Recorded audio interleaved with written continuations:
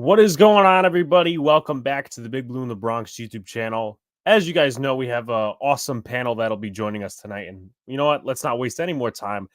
Let's bring him in. So we got Mr.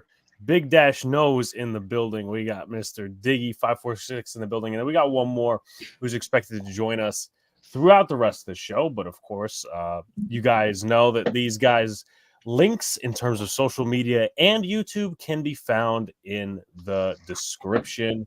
And, well, it's going to be a very interesting next few days, gentlemen. Can't wait to talk about it.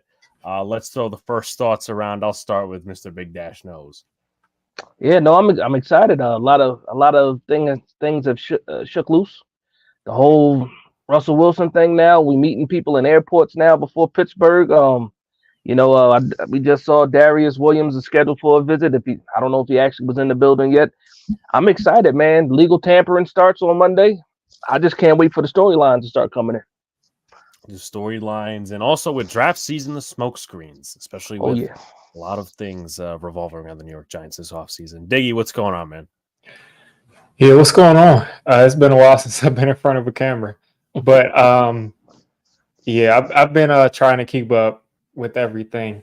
But pretty much what Big Dash just said, the Russell Wilson thing, part of it makes me happy because I'm like, that means they're absolutely moving on from Daniel Jones. And then part of it is like, if we sign Russell Wilson, we better not pass on drafting a quarterback because we brought in Russell Wilson. Because, I mean, Russell Wilson could be a guy that could have a resurgence for like the next 2 or 3 years and be a good quarterback for us. Or he could be a guy that just doesn't have it anymore. And we just have another guy in there that shouldn't be in there where we can go younger. Yeah, definitely. So what's up to Jacob in the chat, Daniel Berry Sports, Max, and also Mike. Again, folks, their links are in the description. But we're also trying to reach the 2K mark either tonight or sometime this week. So definitely subscribe and share out. So with that being said, as we wait for our guest, I think we could start bridging into the free agent subjects. And it really starts with, quote unquote, retaining your own, as Joe Shane says. And let's go to the rather controversial. Well, both these guys are controversial to a certain extent. I'm going to start with Digge on this one. Saquon Barkley, what are your thoughts on the way the Giants have handled him, how Saquon has handled the negotiations overall, and just the general process that has gone on pretty much ever since that bye week where he didn't sign the extension that the New York Giants offered him? Yeah, I mean, I think they handled it. Some people won't agree with this, but I think they handled it about as perfect as they could have handled it, to be honest. Like, kind of playing both sides. Like, they did not cave and just give the running back whatever he wanted. But at the same time, they also showed Saquon respect. I feel like they did that when he started to kind of hold out last year and they brought the price up on that franchise tag. So I just don't think that the narrative that like the Giants are just mistreating Saquon Barkley and they paid Daniel Jones. They paid Daniel Jones starting quarterback money. Now, did he continue the level of play that he did 2 years ago? Absolutely not. But they paid him to be their starting quarterback. It looked like him, along with Saquon Barkley, could get some things done with the good team around him. And he just didn't. Teams made adjustments, and he just couldn't continue that level of play. So the whole you paid Daniel Jones and you didn't pay Saquon Barkley, those things are not connected at all. It's not about like Saquon Barkley's $15 or $16 million that you may have paid him is not interfering. It has nothing to do with Daniel Jones's contract. Those are two different positions. So I think that they did right by him by giving him that extra money. And they could have just tagged him again. Like, there's this narrative that the Giants have just dogged Saquon out. They could have easily tagged him twice, paid him $12 million instead of having to go up above that and use his last, year of his kind of youth at this point. And they decided not to do that. They're allowing him to walk. So, of course, Saquon doesn't like this. And I don't blame him. I mean, neither side, to me, is to blame with this whole situation. And I think Saquon is going to be gone. I don't think they'll figure out a deal. I think he's going to get paid a little bit more than I would want to pay a running back. And hopefully that's on a team that he goes to that he can win a Super Bowl with. Yeah, definitely. I mean, you put it pretty much out there, Diggy. It's pretty much business, right? I mean, it's not like there's like super bad faith between the sides because after all, there was a 1-year contract negotiated right before training camp even started. So it's not like, oh, I hate this side or that side or whatever. But shout outs to Nimmer in the chat, also Coach Ed, and anyone Shout else out who's to in them. here. Definitely hit the like Coach. button, subscribe to all the good stuff, and check these guys out. Dash, what are your thoughts on the Saquon Barkley thing? Yeah, I mean, I appreciate Saquon Barkley. I'll say it like this: anything that's going on with Saquon Barkley now is Saquon Barkley's fault. If he wanted to be a Giant long term, he should have signed a deal last year. It probably would have helped us out with some other situations too. So now I don't know what they're trying to offer him now. What that deal was, but we know last year supposedly it was a 3-year deal, 2 years with a 1 year out. Might not have been the money that he wanted exactly. I'm pretty sure they would have been able to do something with incentives, but everything that happened last year, everything that's happening right now is a result of what happened last year. He could have been a New York Giant for a while. Now we're in this situation where there's a bunch of other suitors for him, most likely. Some teams in a better situation to pay that luxury money for a running back. Giants can't afford it. We just can't afford. We can't be a bad team and pay a running back $10+ million. You know what I mean? It just not what we're trying to do here, trying to build. If we're going to really try to rebuild this thing, we can't afford to pay this guy that kind of money right now. Yeah, absolutely. Again, I mean, Saquon, I guess this season was about proving his worth.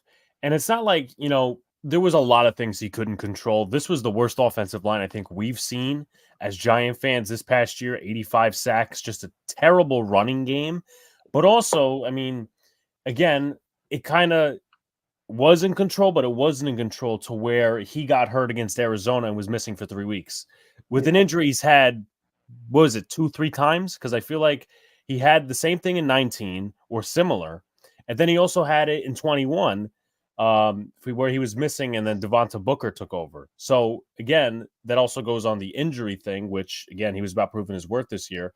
But something I'll ask you guys, and I'll ask Dash, and I kind of made a little prediction in my mock offseason video, is how would you plan to solve this running back room? Because, I mean, I agree. There is no real scenario that is right for the New York Giants to go out and pay Saquon Barkley or go pay any other running back because they're not in a winning position right now. I think the Giants have noticed that. They've put themselves in that situation. How would you go out and solve the running back room right now? Because let's be honest, I think all three of us can sit here and say Eric Gray is not going to be the starter next year. Unfortunately. Yeah, so for me, obviously the elephant in the room is going to be the offensive line. Always you got to start with the trenches.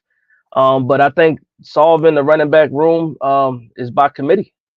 It's a shame that we don't know exactly what we can get from Eric Gray. Like, we really don't know. We saw a little bit of a flash in the Philly game, last game of the season. We know that he's not a good returner. We know that much about Eric Gray. Then we got Gary Brightwell, and that's another, Gary Brightwell, a guy that's probably going to just play his last year and probably move on as a free agent. So it's a big question mark. But the only way to solve this is for me, you have to get rid of the crutch of Saquon Barkley, because I think even though he's a great add to the team, I think he limits the creativity because we depend on him so much. If the passing game's not working, hand the ball off to Saquon Barkley. And when you do it, you're not even being creative with it. You're trying to run power with Saquon Barkley. And we've seen, even though he's 230 pounds, he's not a power back. And with his age, it is what it is. For me, I think we need 3-4 running backs on the team. Try to maybe the best 3 and try to make it a committee. That's the way I would throw some names at it and see what works. But we can, like I said, we can't go back to paying this guy that kind of money. Yeah, no, absolutely. Before I go to Digge, I do want to go to some comments. What's up to G-Man? Had some big games with Houston last year. He's referring to Devin Singletary. Okay. Singletary is a name. The other one who's also a Buffalo connection is Zach Moss, who I had him going to the Giants by mock offseason. I want Zach Moss and Marshawn Lloyd, the USC kid, and have a 3 running back tandem. Okay. What's up to Coach Ed? Again, he said make sure to hit the subscribe button, notification, and hit the like button too. Of course. I wonder what happened to Eckler, terrible 2023. Yeah, that's a name that's gone under the radar. Barkley's too injury prone, honestly. Probably better that he goes elsewhere.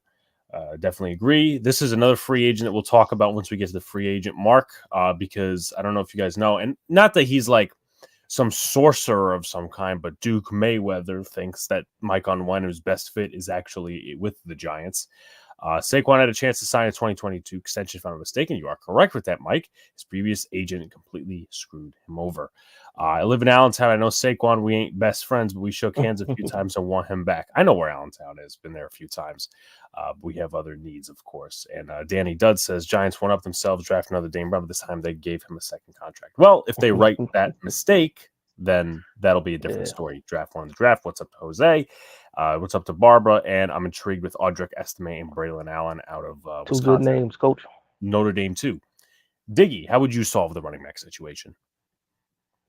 Pretty much echoing the same thing. We need a lot of people say, like, when people say there needs to be a running back by committee, everyone can do it. They're like, well, the Giants can't run the ball. Their backup running backs can't do anything because we can't block. And that's the point. That's why we need to be focusing on running back by committee, because it seems like the Giants go into every season like the running game is going to be good because we have Saquon Barkley. And it doesn't matter who you're handing the ball off to if there's nowhere to run at all, unless you're one of the Hall of Fame greats, and unless you're Saquon Barkley in his rookie year, because I just don't want to hear it. He's not the same player that he was. I mean, I was like excited all offseason after his rookie year. I was like, I can't wait to see this dude play football again. And we haven't seen that guy again since he came back his second year and then got hurt again. We haven't seen that. We haven't seen that same player. So I think you really have to go running back by committee, and that starts with getting an offensive line that can actually run block, and it actually starts with having a running scheme that can actually create holes consistently, because there's no reason that there are like huge issues with this roster, because how do we have it to where no backup running backs have made any signature plays like the last 6 years? Wow. No backup running backs besides when they've been game planned for and Saquon has been hurt. No backup running back has looked good at all besides Matt Breida, a couple of first downs. But Matt Breida is like a 4-2 guy, and no huge runs for Matt Breida his entire career here as a Giant. So we need to focus on building an offensive line and getting someone in here at the offensive line coach position that can actually consistently have holes open up. And if we do that, Eric Gray will probably look like a good player. Not to say he'll ever be a Pro Bowl or anything. He'll probably look better than he did last year. Gary Brightwell is good at getting up and down the field. But, of course, we're probably going to need to bring in some type of veteran running back that you think, you know, he can probably be a guy that you give 12 to 15 carries a game. And then you probably want to bring in a rookie. And hopefully that rookie can snatch the job and be that bell cow. But you don't need a bell cow. You really don't need that. And I don't think the Giants have ever taken that approach since we had Earth, Wind, and Fire. Because if you look at it, like, there's been a series of, since I could say since Brandon Jacobs and Ahmad Bradshaw left, really. You look at it and you see we gave Rashad Jennings the reins. We gave this guy the reins. We gave David Wilson the reins, and he got hurt. So we have never really gone out there since what worked best for us and tried to have the running back by committee. Yeah, you need a lead two-headed monster for sure. Yeah, no, definitely. And like, you can't depend on one running back. I mean, it's a reason that you don't pay him. I mean, in my opinion, and I'm agreeing with all of your sentiments, is at least in this draft that I'm looking at these running backs, and, you know, we got to go down to mobile and scout some of the guys like Marshawn Lloyd and Dejan Edwards and all these other different guys. It's just right off the bat, and again, maybe this is me being not so keen on like running back evaluation, I don't see a bell cow out of all those guys. Like, people, like, I'm having different names thrown at me every single second. Audric Estime probably is the closest because I watched Notre Dame, and of course the comment section mentioned it. Dejan Edwards, you know, not a bell cow in my opinion. There's one other guy that I'm Jalen Wright out of Tennessee. Like, I just don't see. Yeah, they carried, you know, how many times in college. I just don't see it at the NFL level. And free agency is weird a little bit because, again, you either have the lowest of tier running backs, like I wouldn't say Zach Moss, but Craig Reynolds, those guys. Then you have like the mid tiers of Zach Moss that will get paid about $1 million. Then you have the upper echelon a little bit with DeAndre Swift. And then you got Jacobs, you got Saquon Barkley and all those guys. And the Giants, again, are not in that position. And they really haven't depended on that philosophy, in their history, really. Dylan Johnson, I'm not That's a big another one. I like Dylan. Dylan's okay. I mean, I have to watch a little bit more. You got to stay healthy. You got to stay healthy. True. Yeah. I think Marshawn Lloyd would offer a versatile weapon that can run and receive. If you fix the O-line, he'll be dope with Zach Moss in the lead. Blake Corum is that's my guy, Blake Corum. In the draft. Yeah. Blake Corum. There's a couple of other names I heard, but Corum is like at the top of everybody's list. The other guy is Trey Benson from Florida State. Yeah. But again, I don't think the Giants are going to be drafting a running back that high.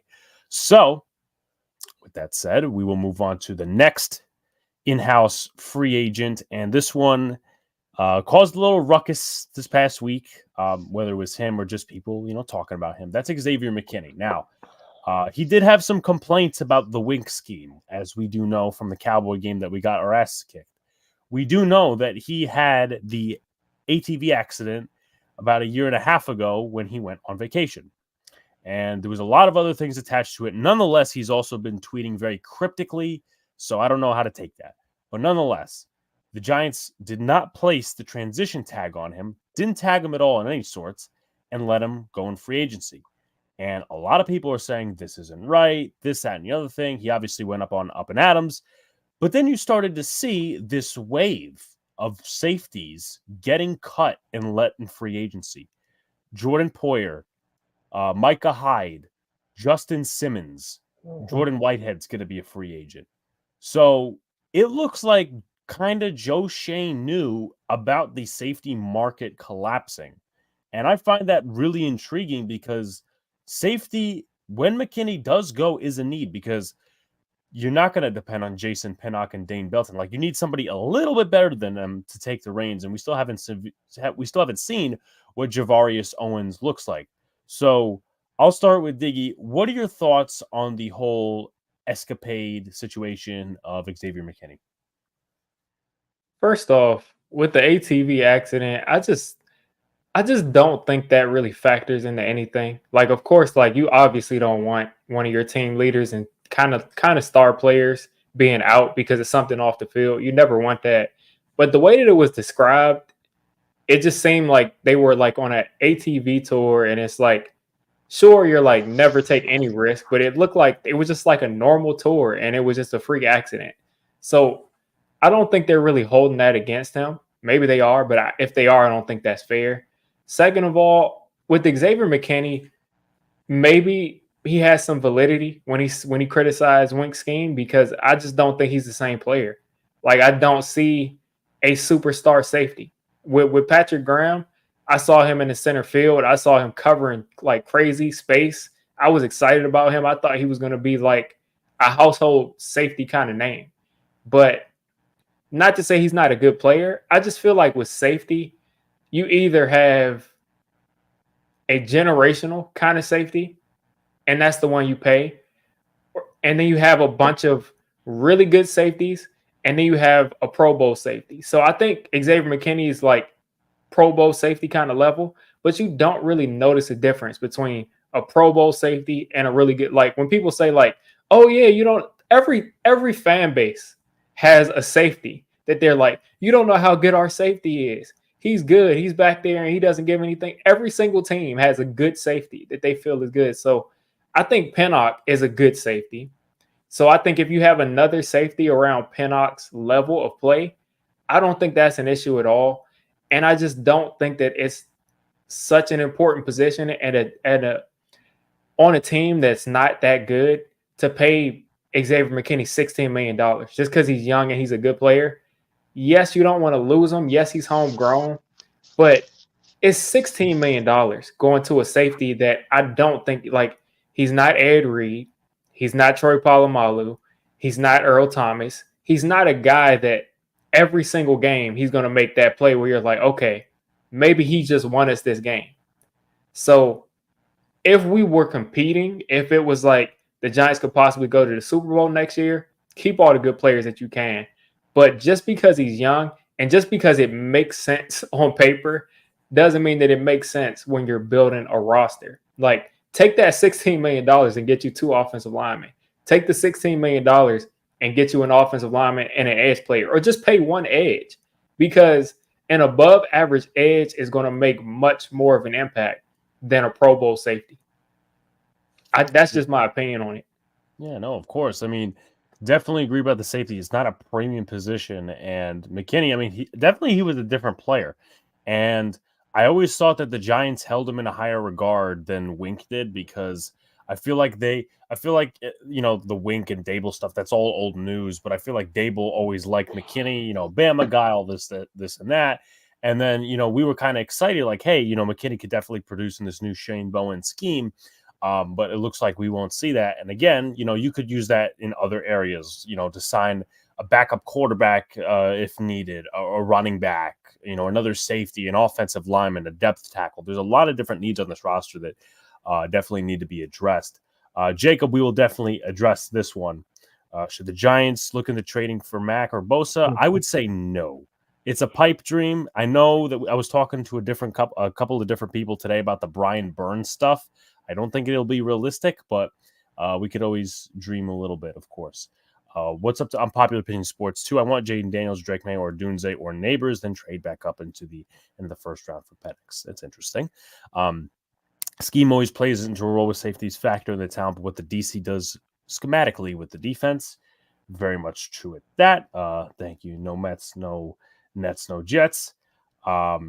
What's up, J Sports Cards? What else we got? I think we're going to improve the D-line so the secondary doesn't have to do much of the work. True, that's Joe Shane kind of let that out at the Combine. He said that Shane Bowen likes to put in guys that rush the passer a little bit more rather than, stop the run on first and second down. I know this is not a popular opinion, but because we need so much, but in the deep receiver class, I would like to take 2 great receivers, wide receiver 1 and wide receiver 1A. We'll have young receivers, but I am okay with it. What's up to Justice Mess, and also what's up to the Man Cave? With that being said, Dash, your opinion on the McKinney matter? For me, I'm a Bama fan, so I always loved McKinney. Coming out of college, I was glad when we traded up to get him at the top of the second round. When Dallas played him, Dallas left him hanging. They said they were going to draft him. They left him hanging. So, but no, it's just a cap with money for me. Unlike Barkley, I think we just need to move on from Barkley. Period. For McKinney, I think if the price is right, you go ahead and you do it. And as far as the transition tag goes, I think they don't want anybody holding up their money, because I do believe that Joe Shane is going to be a player in free agency, especially when it comes to the offensive line. And I'm a fan of that, attacking the offensive line in free agency. And then once you get to the draft, you can have a little bit of fun. But with McKinney, I think my cap for McKinney is like 14. That's my cap for McKinney. Just because he is young, there is some upside. We saw some good years in a different scheme. We saw him, despite not having the best scheme with Wink, still be able to produce, even though 2 of those interceptions were in the last game of the season. But I think he's a versatile safety. I think he's a piece that you should add. And if we didn't have so much money tied up in other places, I think that McKinney would be able, to get a little bit more from the Giants, or we would be more willing to, to move up a little bit. Here's the thing though, for me, you think about the top of the safety market, you have Antoine Winfield, who just got tagged. Depending on when he decides to sign that tag, I think a lot of these safeties, or the guys that are, not the guys that got cut, but the guys that, played out their contracts and were waiting for a new contract, will probably wait to see what Antoine Winfield was going to do, because he's the guy that's going to set that safety market. And now that he's tagged, who knows how long that might take for them to set that safety market. So for me, Joe Shane probably played it cool. Hopefully, and this is just me going off of the Kay Adams interview, he seems like he would like to work something out with the Giants, so that made me kind of happy. But again, it's business. We'll see what happens in a few days. But if there's some type of handshake deal, which I've been putting out videos saying, hopefully, I would let him test market out of respect for him. Let him test the market. Let him see how much money he can get. And if it's a number that he wants to bring back to the Giants to see if we can either match it or beat it, then I think we did right by him. Ultimately, selfishly for me, I would love him to be a New York Giant. But as for the player, you got to be happy for these guys to go get their money. I would hate to see him go to a place like Philadelphia. or in the division. I would hate something like that. You see the rumors of Philadelphia liking both McKinney and Saquon Barkley. More Philadelphia has McKinney, their hands in everybody's pocket and they all don't even all have a the lot of money. time. Sorry to And cut you off, but every no, free you're agent, good. Philadelphia Eagles are interested. Every single one. Yeah, yeah, and you figure they cut their own safety too because it didn't work out with Byard. But I just think if this was a different season, like next year, we're gonna have a lot more cap space. If this contract was coming up then I don't think it would have been a problem. But I just think this year money is a little bit tight. You can always manipulate the cap. You can always make the cap hits low. So I'm hoping that happens. But yeah, it's just money with me when it comes to McKinney. Just the money. I would love to have him here though. No, I definitely would and give him a little bit of another chance. But yeah, Philly seems to be always in everybody's pockets, no matter their money situation. So the next part of the prompt is, and you mentioned a little bit of it, Dash, Kevin Byard. How would you solve the safety situation? Now, if I'm looking at this draft class, right, I've done some scouting, I've done some work.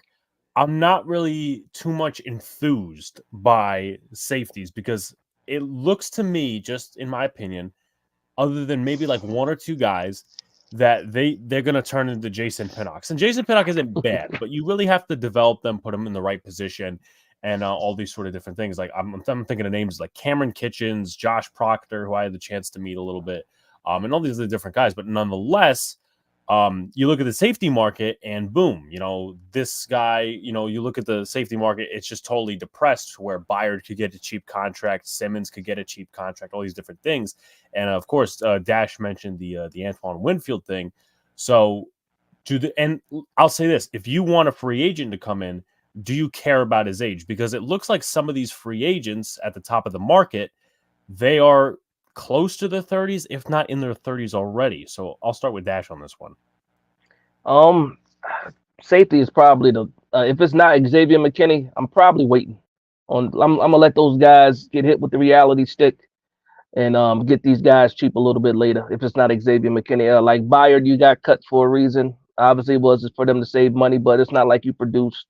Poyer's older, what's Justin Simmons is probably going to ask for a lot of money, so I'll wait for him to get hit with that reality stick too. So for me, there's some guys out there. So if we do miss out on McKinney, there are some other guys out there that are targets. But I think for the safety class, as far as the draft goes, I don't think any safety goes. Maybe Nubin goes in the first round, but I think a lot of those guys will go day two and three. You got Nubin, you got Bullock from USC who slipped a little bit. Bullock from Georgia, yeah, but yeah. So it's some guys out there.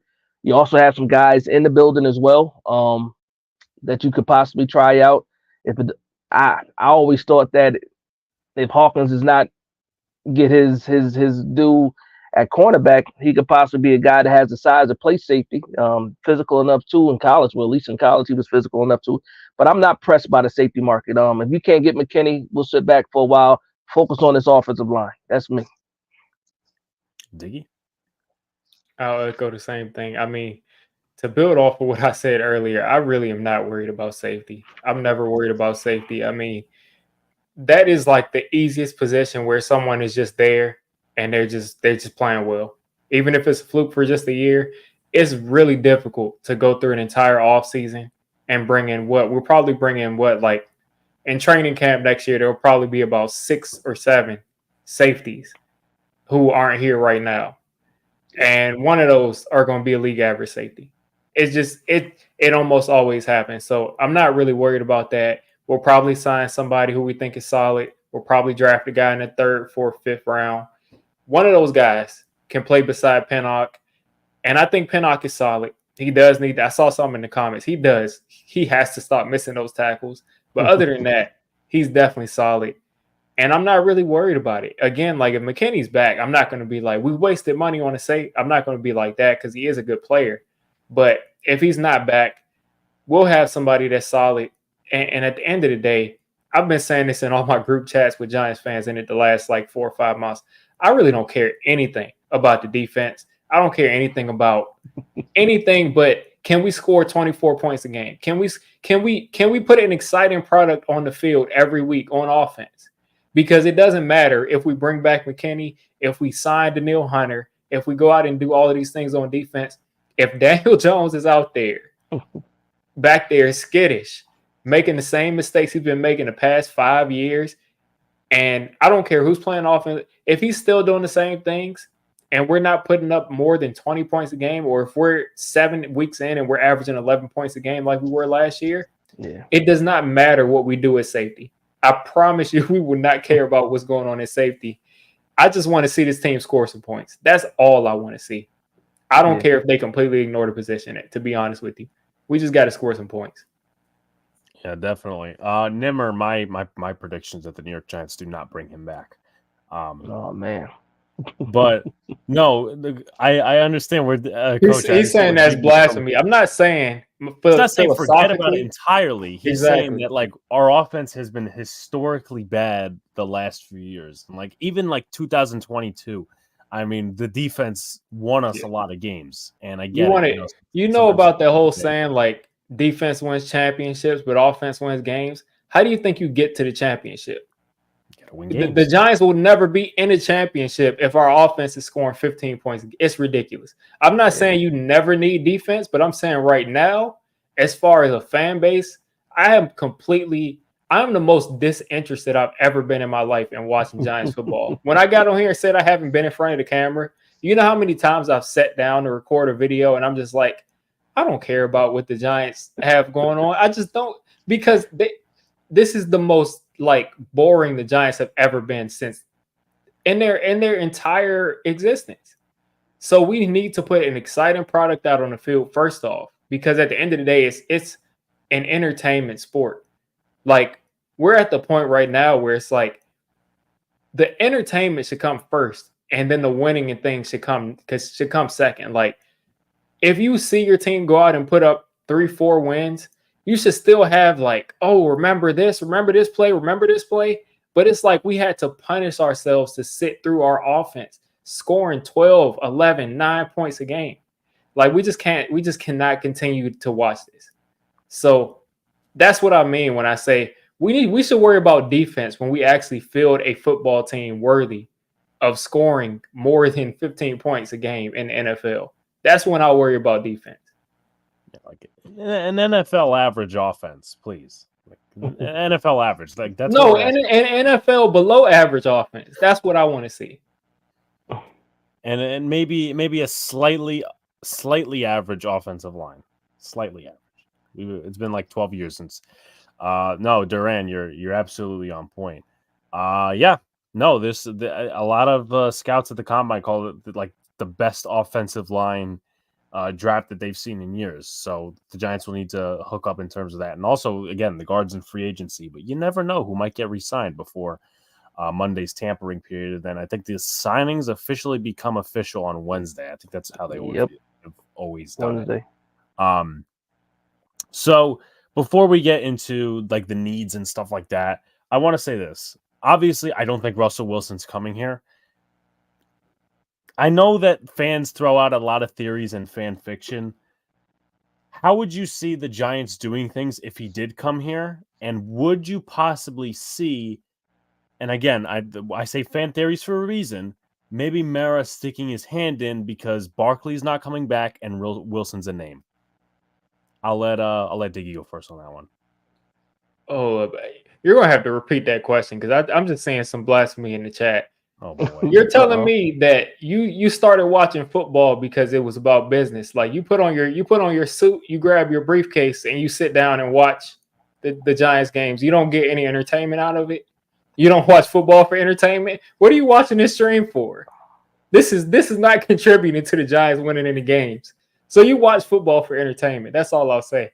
So you were saying about Russell Wilson, right? Yeah, so why would you think the Giants would bring him in? And do you think, and again, I say fan fiction, do you think anything at all would have to do with John Mara sticking his hand in the pot knowing that Barkley's gone?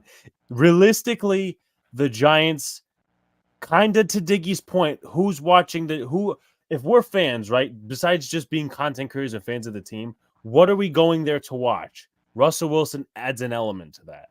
Do you think that's a reason too? Or just, hey, Russell Wilson would come in as a veteran minimum and all that other nonsense? I think Russell Wilson, like the mystique around Russell Wilson is kind of gone. I don't think he's going to bring any more eyes to the Giants than that's already there, unless he starts coming out and winning. But other than that, I just don't think like the Giants sign Russell Wilson. Like you'll have like 20 people on Twitter that'll say like we're going to the Super Bowl or something like that. But Russell Wilson, I just don't think excites you right now as a Giants fan. Now, if we would have signed Russell Wilson when Denver signed him, then yeah, we would be going crazy. Like we would be thinking like we're back. But I think bringing in Russell Wilson does no good at all unless he goes out and wins football games. But if he's just the idea of bringing him in here for like a PR sort of way, I just don't think makes sense because you already are paying Daniel Jones 40. He's going to be on the team. You're paying him $40 million. Daniel Jones is not. He's not going to be a good NFL quarterback. Maybe he will be on another team, but he's not going to be on the Giants. So all that being said, I think Daniel Jones could still help a rookie quarterback learn how to play in the NFL. Cerebrally, Daniel Jones, he's got it off the field. He can coach a rookie quarterback up. So you're bringing in Russell Wilson, who already is someone who Marshawn Lynch is calling Russell Wilson up, and Russell Wilson is calling him back from a block number, saying like, you're not like you're my teammate, but you're not really my teammate. So he's not someone who you look at that's going to like galvanize your team. So you're bringing in a rookie quarterback. He's having to navigate questions about you're taking Daniel Jones's job. He's a nice guy. What do you think about that? And also he's got to answer questions about how's Russell Wilson treating you? Is he mentoring you? And you have Russell Wilson, Daniel Jones, and a rookie quarterback.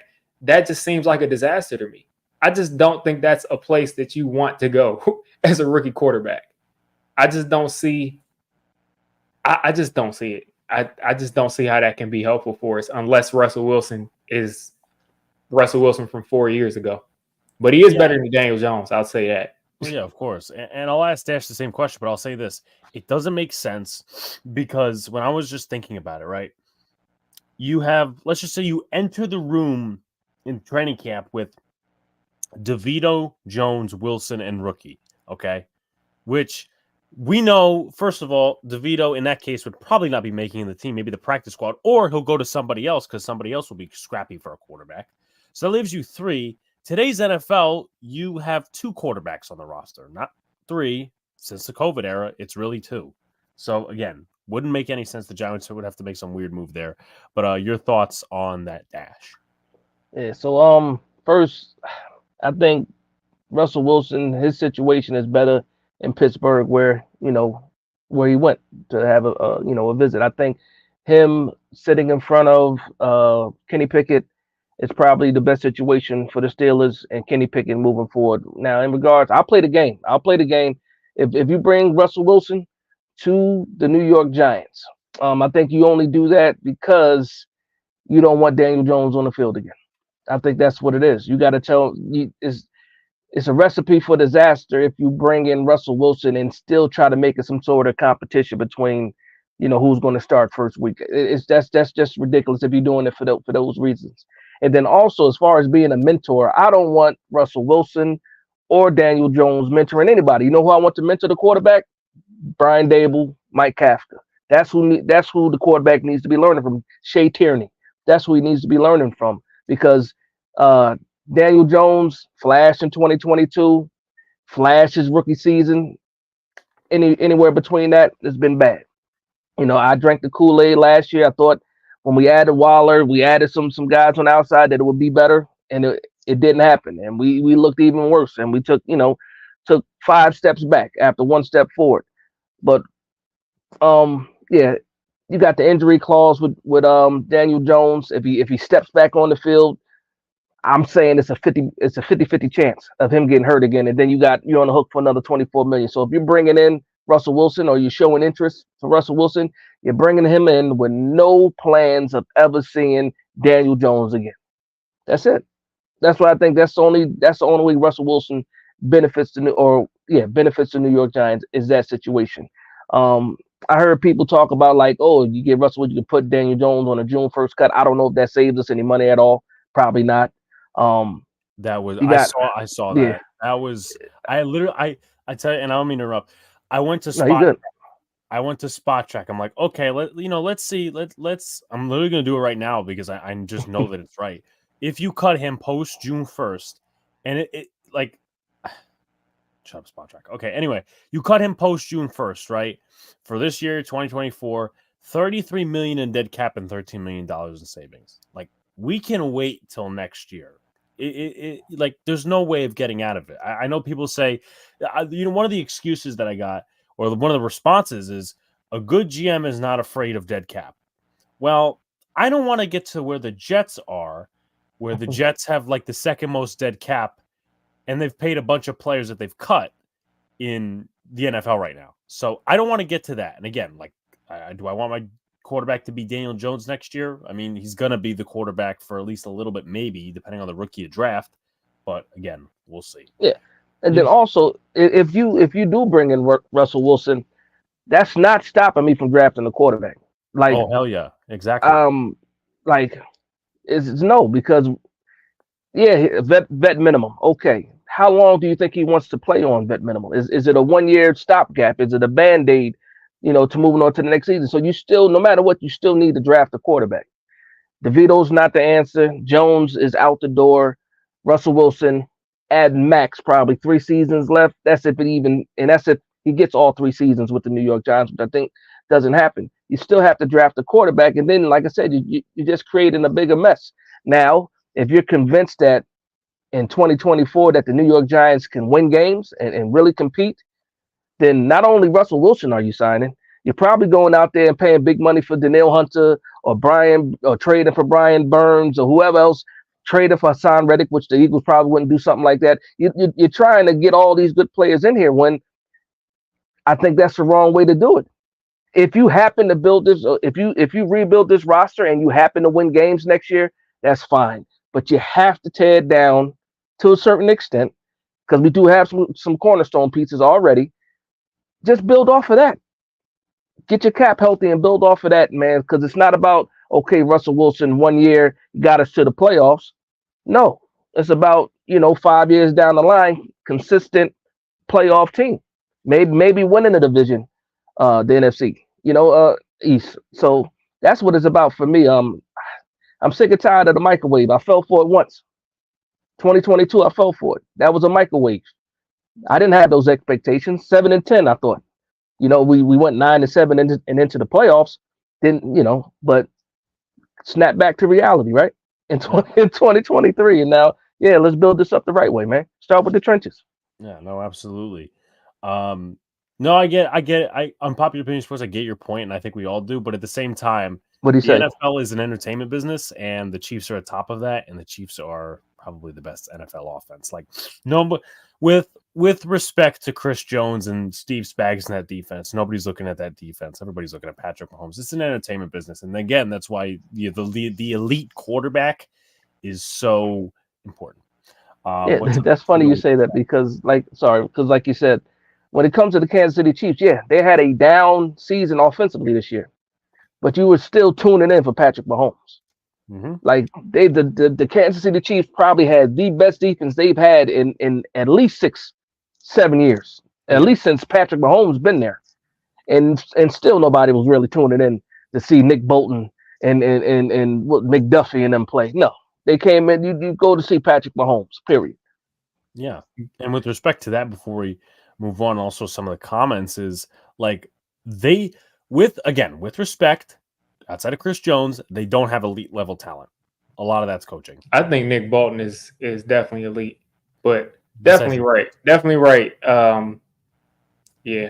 I mean, I love watching the Chiefs defense. I love watching the 49ers defense. I loved watching the Philly defense a couple years ago. Defense can definitely be entertaining, but it becomes much more entertaining when the offense can get the ball back and actually do something with it. Watching your team punt the ball 20 times a game is not fun. It's not fun to watch. It seems like you're doing work to me.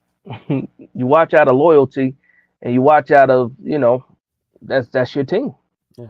And you root for your team. I mean, and that's what we've been for a long time. And that's what I'm saying. Like what's brought us to this point to where we can watch it out of loyalty is because we can all say, "Oh, I remember this as a kid," or "I remember this." when this person made this play, and ever since then, I haven't missed a game. It's like if you watch a show and the first 3 seasons are great, and you watch the next 7 seasons, even though it's not good, because those first 3 seasons was so good. Because Sound like Lost. at the end of the day, you're watching it for entertainment. You're watching it because you want that same level of entertainment again. Yeah, definitely. Listen, are we past the 20-minute mark? It can.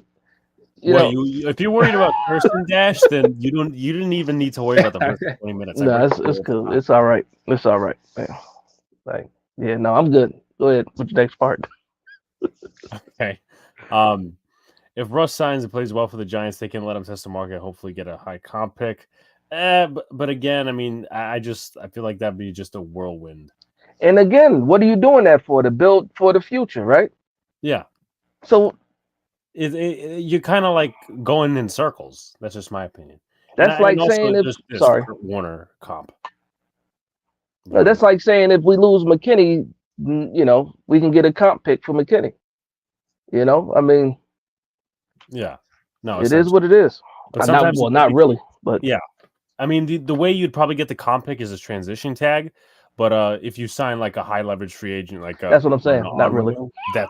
That's when it doesn't go back. Not really. But also which will be part of the argument next, because it's a very spicy topic that we probably have all been waiting for. Hold on, before you go, I think people are misunderstanding what I'm saying. If you're watching for the chess match, you're watching it for entertainment. You're watching it because you want to see who's going to do what and how you can. You're watching it for entertainment. I mean that you want anything if you didn't find it to be entertaining, you wouldn't be watching it.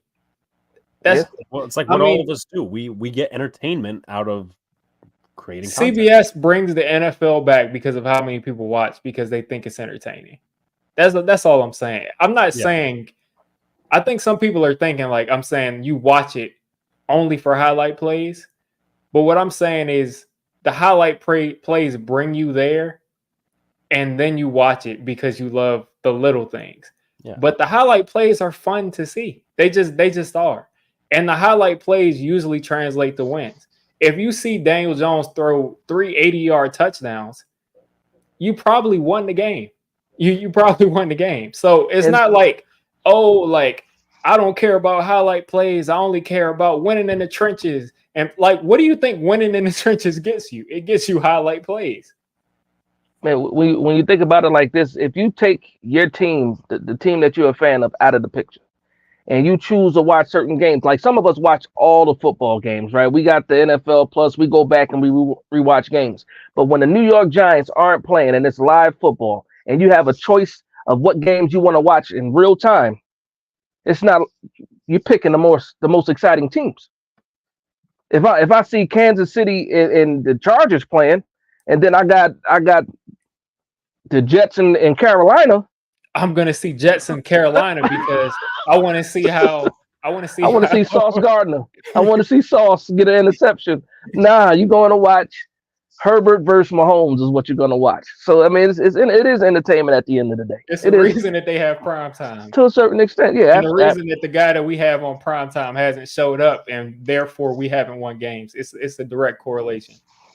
Excitement gets you wins. It just does. It just does. And this is no hate to anybody in the chat. This is a fun discussion. It just it gets. I mean, I understand. You wins. Yeah, I understand because I understand what he's saying too. Because I do think that your point was getting misconstrued a little bit. Because it's a reason that we go back and we look at player film. We're not looking at player film just for exciting plays. We're looking at for every little nuance. But definitely you're watching it. And in my opinion, people watch anything for excitement, for entertainment, for something to stand out to them. Yeah. Fantasy football was created to negate terrible NFL matchups. Tommy DeVito excitement led to some wins. Whether those wins were meaningful, we'll leave that for another day. Anyway, I was getting on before we were talking about draft picks a little bit. In compensation, I was about to bring up that if Brandon Brown gets hired next year, the Giants get, I think it's 2 comp picks and then a comp pick the next year or something along those lines. brings us 2/3. to the ultimate quarterback conversation. Yes, we are here because I believe at least the needs are the top two are quarterback and offensive line, and of course we'll have an offensive line segment. Here I'll ask you guys this is a little icebreaker before we get into it because there's a lot of ways we could construe this conversation. Who is your ideal quarterback? I'm not talking about trade-up scenarios. I'm just saying your ideal quarterback, whether it's a prospect, a trade for candidate, which likely not going to happen, but if you have that preference, sure. Free agent quarterback. Who is your ideal quarterback coming out of the offseason to go into training camp as this guy is going to be the future of the New York Giants? Because it's obvious Daniel Jones is well, he's not going to be here for long. I will start with Digge on that one. So my ideal quarterback, I mean, Caleb Williams, just like Max said in the chat, will be my ideal quarterback easy. I mean, there's always that small chance that somebody just loves Jaden Daniels and somebody else loves this person and and he falls to us, but I just don't think that's happening. But I would go Jaden Daniels as like the realistic kind of thing for me. A lot of people like Drake May more. He is a bigger player. I think he definitely has a bigger ceiling. But I think Jaden Daniels brings a lot of a similar skill set to Daniel Jones. As far as being able to be an electric runner with the football, he's like Daniel Jones plus with that. And I think that really matters. And I think where Drake may end up surpassing him down the road as a passer, I think Jaden Daniels' ability to run the ball and also be able to throw the ball down the field, I think it's just the perfect fit for Brian Daboll. And some people can say that May reminds them of Josh Allen, so that's the perfect fit.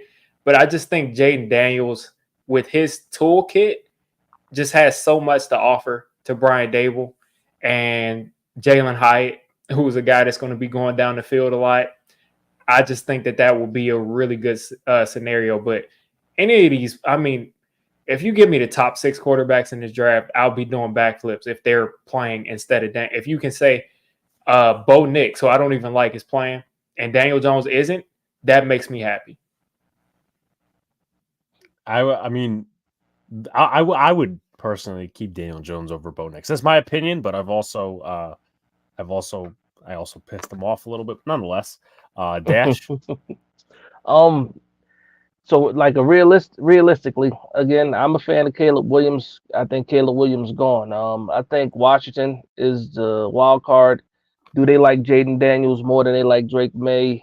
That's the question. There is where they go. So for me at 6, if Drake May falls, cool. If I believe Michael Penix and JJ McCarthy should be there, I'm cool with those guys too. For me, it's simple. Who's better than Daniel Jones? That's where I'm at first. I don't like Bo Nix either like that because I think he's limited. I think he worked well in that scheme and he succeeded in that scheme. Got him a Heisman nomination, but I don't see Bo Nix getting any better. I think we've seen this his touchdowns in the season. Yeah, I would throw a party. He could throw 20 touchdowns in the season. Right, we got low standards, right? We got super low standards. But I can see us possibly going Penix or JJ McCarthy if that happens. If New England decides to take a quarterback too, then we're in most likely the JJ McCarthy and Michael Penix business anyway. So it's to me is I need a quarterback that is not afraid to throw the ball. Period. I don't need you shot anymore. I need you to be able to take the chance. And when I look at Michael Penix, he gave his wide receivers a chance to make plays. JJ McCarthy, in limited situations, he gave his wide receivers a chance to make the play. And when you're looking at the season last year and you're looking at some wide receivers getting open, now they weren't wide open all the time, understand the scheme and how they read the routes and if it's high to low or low to high, all that. But as a fan, and you're looking at people and they're pointing out people getting open, and if you had a little bit of anticipation, you could have got it there, and you're not taking those shots, then for me, it's just like, okay, give me a guy that's not scared to throw the ball. Even if he's a little risky like Drake May. Drake May is risky. Mm-hmm. Like people, risky as hell. Like the man threw a left-handed pass for a touchdown It was good. It was good because it was completed. But had he thrown an interception or anything, like, people would have killed him for it. He takes unnecessary hits at times.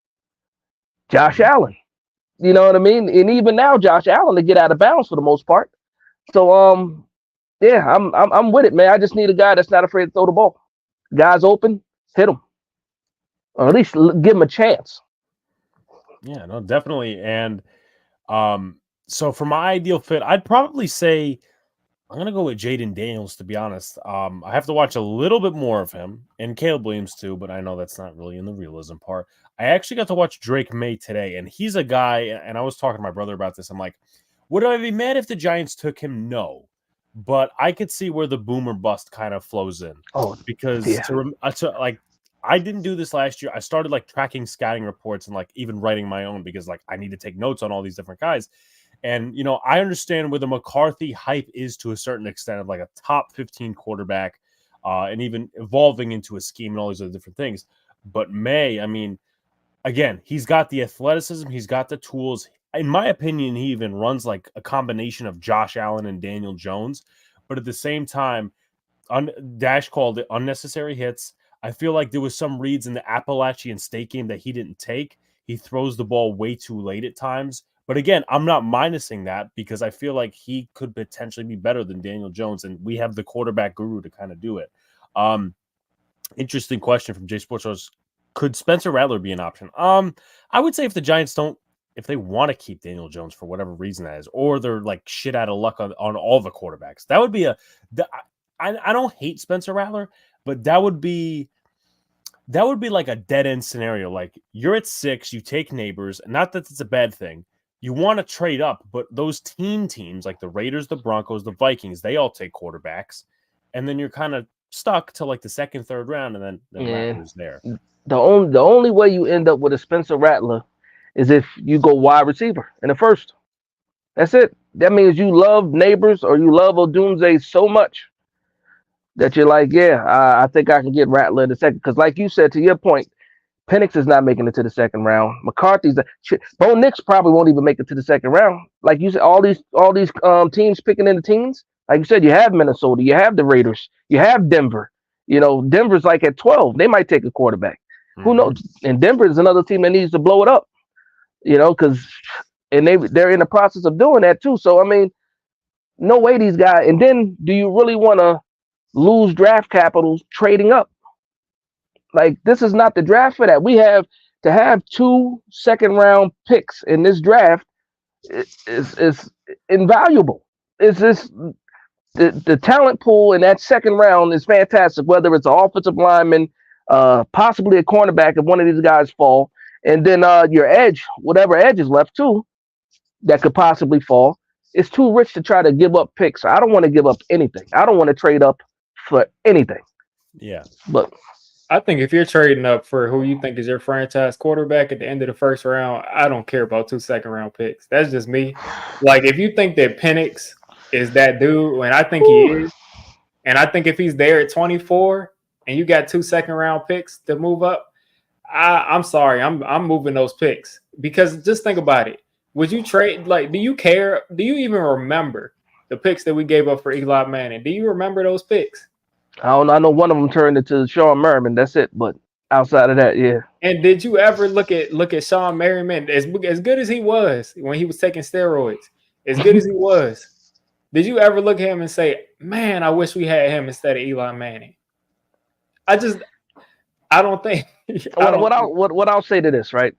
If you're willing to give up 2 second-round picks to get Penix or move up and get Penix, just take him at 6. And I agree because I would take Penix at 6, but a lot of people want to be cute and they want to wait until to see if he falls here, to see if he falls there. Yeah, I completely agree. I would take Penix at 6, and like all these people that are saying like, but if the top 3 are gone, you have to go with Odunze or Neighbors. But I'm like, if you think that Penix can be like, the dude is already pushing 30, like if he's ready, so I would take Penix. I would take Penix at 6. And I think like a lot of people are overthinking it. I think a lot of people are saying like, well, Penix, he's not mobile. He's not the scrambler that all these guys are. and he's got injuries and he's old. But the thing is, a good thing that came out of the combine is his medicals look good out of the combine. Yeah. And then also, he's not mobile, but he's the best at getting the ball out quickly. He's the best at processing quickly. And that's the big issues. Daniel Jones, if you gave Penix Daniel Jones's physical ability, I mean, that's a dude right there. Everything but his arm, right? Yeah, everything but the arm. But physical ability only gets you so far. You got to be able to process and be confident. And that's what Penix is going to do. I don't think Penix is going to fold. And you know what? I do think Daniel Jones can process. I just think he lost confidence. Because I remember his rookie year, he would just let it go. Just let it go. Even if dude wasn't even open yet. You just let it hitting Slayton on crossing routes. Fowler, hitting Cody Latimer, and all of a sudden, Darius Slayton and Wan'Dale Robinson and Darren Waller isn't enough. And then also too, for like I said, I get it when it comes to Malik Neighbors. I get it when it comes to Odunze, right? So you're telling me that you would rather have Malik Neighbors and a Spencer Rattler, or Odunze and a Spencer Rattler, or would you have Michael Penix and possibly a Keon Coleman? Michael Penix and Brian Thomas, if he falls away, some of these other guys are getting pushed up. A.D. Mitchell. A.D. Mitchell. Go up because of his speed. And that's going to be a mistake from somebody. You think Worthy's going to be there in the second round? Because I think he'll get overdrafted, but I think he's a second round player. Yeah, no, he's not going to fall to where we are. If Worthy is there when Kansas City's picking at 32, that's what Mahomes needs. Somebody that can stretch the field, he can just throw it because he got the arm to get it there. I think that makes sense. When you look at his tape, like I've been looking at it at Worthy's tape, like I've never looked at Worthy's game and said like this dude is the fastest player in the NFL. Like I just don't think that he's that type of a player on it. Like, of course he's a speedster. Like he's like, to me, he's like what you would think of as like a 4.3 guy. But I just don't look at him like, I think Hyatt in a straight line on a football field is faster than Worthy. And Hyatt ran a 4.4. Yeah. So I think Worthy can like work the intermediate area. And I think he can do a lot more than just be that straight line guy. But he probably would be a good fit with Mahomes. That's another thing. Give me a quarterback that can hit Hyatt in stride. How about that? We don't know what Hyatt is. Penix will because we couldn't give him the ball. Penix will that man was a the best wide receiver in college football. He dropped 5 touchdowns on my Bama team. Like, and he couldn't get a touchdown this year. One. And that was the best ball he probably got. Maybe was in that Cardinals game when right at the second half when Daniel Jones hit him. That might have been the most in stride, and the dude and he still veered and he ended up getting caught. But like, man, like we seen it. We seen all 22 because people put up the tape all the time. You see the man running open. It is what it is, man. I want to see what we got in him, and who knows? Michael Penix can probably make Darius Slayton 1,000-yard receiver. You know, Darius Slayton should have had about 3,000-4,000-yard seasons already. I mean, 700 with Daniel Jones, 800 with Daniel Jones, and then he had a decent season last year with no quarterback at all. Daniel Jones and DeVito. I mean, you can't forget those Taylor bombs. Remember, it was like twice he hit him on like 80-yard touchdowns. Exactly. So like Slayton to me is like he's 1,000-yard dude. He's not getting the credit he deserves because he's been playing with. Because he's Slayton but too. You got Slayton. To me, if you have a good quarterback in here, like if what is my man's name? That came out this past draft that I was telling people he was going to be better than Bryce Young, and he came out. CJ Stroud. If CJ Stroud came to the Giants this year and he had Slayton, Wan'Dale Robinson, and Hyatt and Waller, Slayton looked like Nico Collins did. I really feel like we would be throwing the ball all over the place. That's just my opinion. I think those 3 receivers are good players. I don't think that they are so bad that they can't get open. Yeah, no, I definitely agree. And I'm sorry, I forgot to shout out Mr. Kid Blue in the building. But Shout this out is a to good kid. question, and I have like the perfect answer for it. People knock Jones for his processing ability. Why take another QB as suspect processing? Penix is the best processing in the draft. Jaden has Lamar potential playing the SEC dynamic. Here's why. Because Drake May started only 2 years at UNC, and though his production went down, because I think he threw something like 38, 34 touchdowns his first starter year, and then second starter year he threw 24, but he also had the ups and rushing touchdowns. You see the potential while Daniel Jones is in his 5th year and he's still having issues. That's where. So again, I'm just making a point there. Yeah, that's a good point, and I also agree with the comment too. I think going for the guys that already have shown you that they can get the ball out quickly and process quickly in the SEC. I think that's also good too, and also process against Oregon like Penix did. Yeah, I remember that battle. It was like, shot for shot. This is a good question. You think Michael Penix Jr. falls to the 2nd round? I'm a little sketchy about Seattle because they hired his OC. 50-50 to me. I think Penix could be a dude that like you're sitting in the 4th round and everybody's saying, why isn't Penix getting drafted? Or he could go in the top 10. I honestly don't know where he'll go. It just depends on like if these teams are lying about how confident they feel about him, about his health, and what they think of his age. I think those are the two things. But he could go at 6. He could go in the 4th round. He could go undrafted. There could be something that health-wise that we don't know anything about. So that's my only thing. But if they think that he's healthy and they think that the ACL tears are healed and everything like that, he's going in the 1st round. Man, I'll say this, man. The combine was last week. We saw Joe Milton throw some 9 routes, and he went from a day 3, 7th-round pick to somebody talking about drafting him in the 4th, 3rd round. Like if people are thinking Joe Milton's getting drafted in the 4th or the 3rd round, to think Michael Penix is falling to the 2nd, yes, it is 50-50. It's always going to be 50-50. It's the 1st or the 2nd round. It's 50-50. I understand. But I just don't see it. I don't see it. It's too, like, quarterback is the most important position in sports, period. And they're out of the top, even the top 6 guys. This might be a historic year for quarterbacks.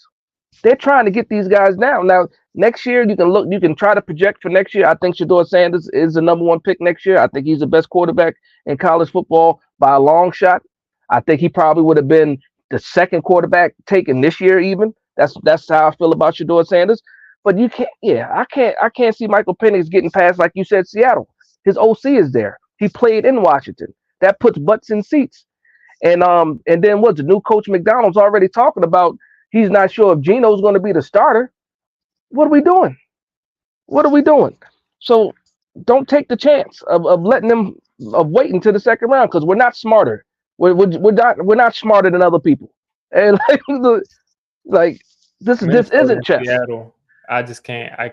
If he's healthy and they think that he's healthy, I can't see him getting past those teams either. And here's the thing, also, because you have a Geno Smith, go ahead and get Michael Penix because you don't have to throw him on the field right away. And then you got your quarterback for the next who knows after that because Geno Smith can probably play for another 2 seasons. It's not like he did terrible. And then you want everybody else to get better at a position, and you just want to say, you know what, let me wait to the 2nd round and get a little risky and see if I can gamble on. Nah, man, get your quarterback. Stop playing. Stop playing. What's up to real fans and sticks? Uneducated Sports Talk. What's up, fellas? Keep up the great work. Got a new subscriber for me. Thank you. And again, besides me, these 2 gentlemen have channels. Make sure you hit the subscribe button there. I think Penix is the best pre and post snap reader coming out. Quick release, great deep ball, and isn't a statue like some people think. He's got good pocket awareness. And you know what? There's a lot of different things that go into that, and which kind of brings us into what Dash was referring to before, and then Digge gave his views about trading up for a quarterback. And there's a lot of stuff that goes into that. So number one is if you think he's the guy, go get him, right? I think there's a lot of moving pieces that have not been yet figured out, and we will wait to see on draft night what happens. That being, of course, I think if Jaden Daniels, and a lot of people are saying this, for some reason, I'm getting the ick that Washington will not take a 2nd straight UNC quarterback. They'll take Daniels. New England moves out of that pick. Now, personally, me, again, I'm kind of in line with Diggy's thinking. I don't care. And again, there's a lot of talent that probably falls to the second round. But I don't care what those second round picks are going to be if the Giants trade up, because that could be our guy where you take Drake May and then you don't worry about it. And a lot of those needs could be assessed in free agency, worried about offensive line talent. Well, there's many guards in this free agent class. There's many this, that, and the other thing. There's a lot of positions that could be filled if the Giants make the right moves. Like Dash said, you can't wait till, I don't know, the second round to get Michael Penix, because while we could sit here and say, oh, Seattle or the Vikings, they reached on Michael Penix, they're the smarter ones because they got their guy or someone to believe their guy. And we're sitting here, we don't got a quarterback. Yep. And let me explain this, because I know I have debates with a lot of people about trading up.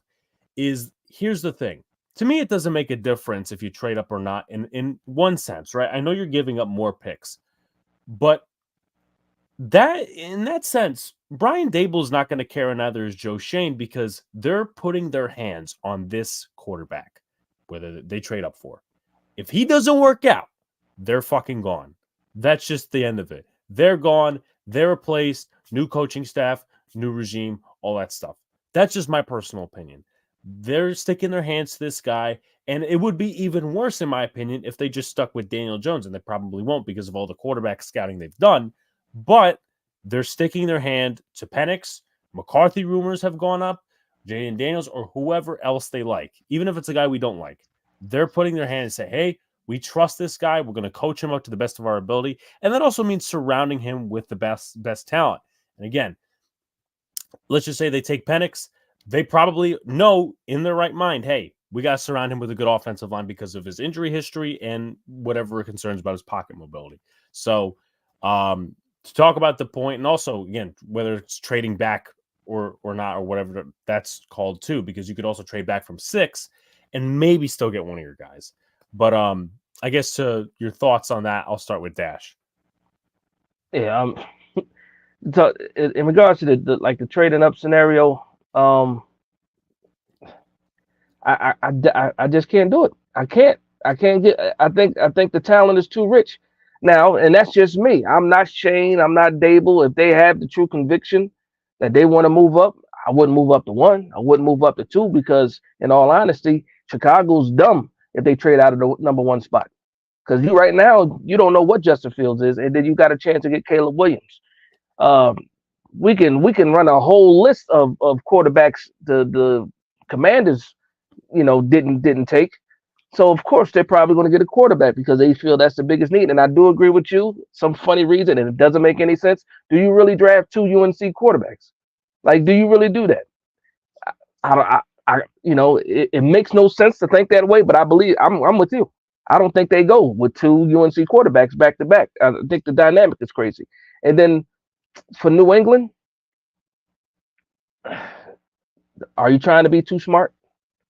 You got Mac Jones, you got Bailey Zappi, you got a new coach. You're coming off some horrible years since Tom Brady left. Are you really going to pass on a quarterback? Like, really?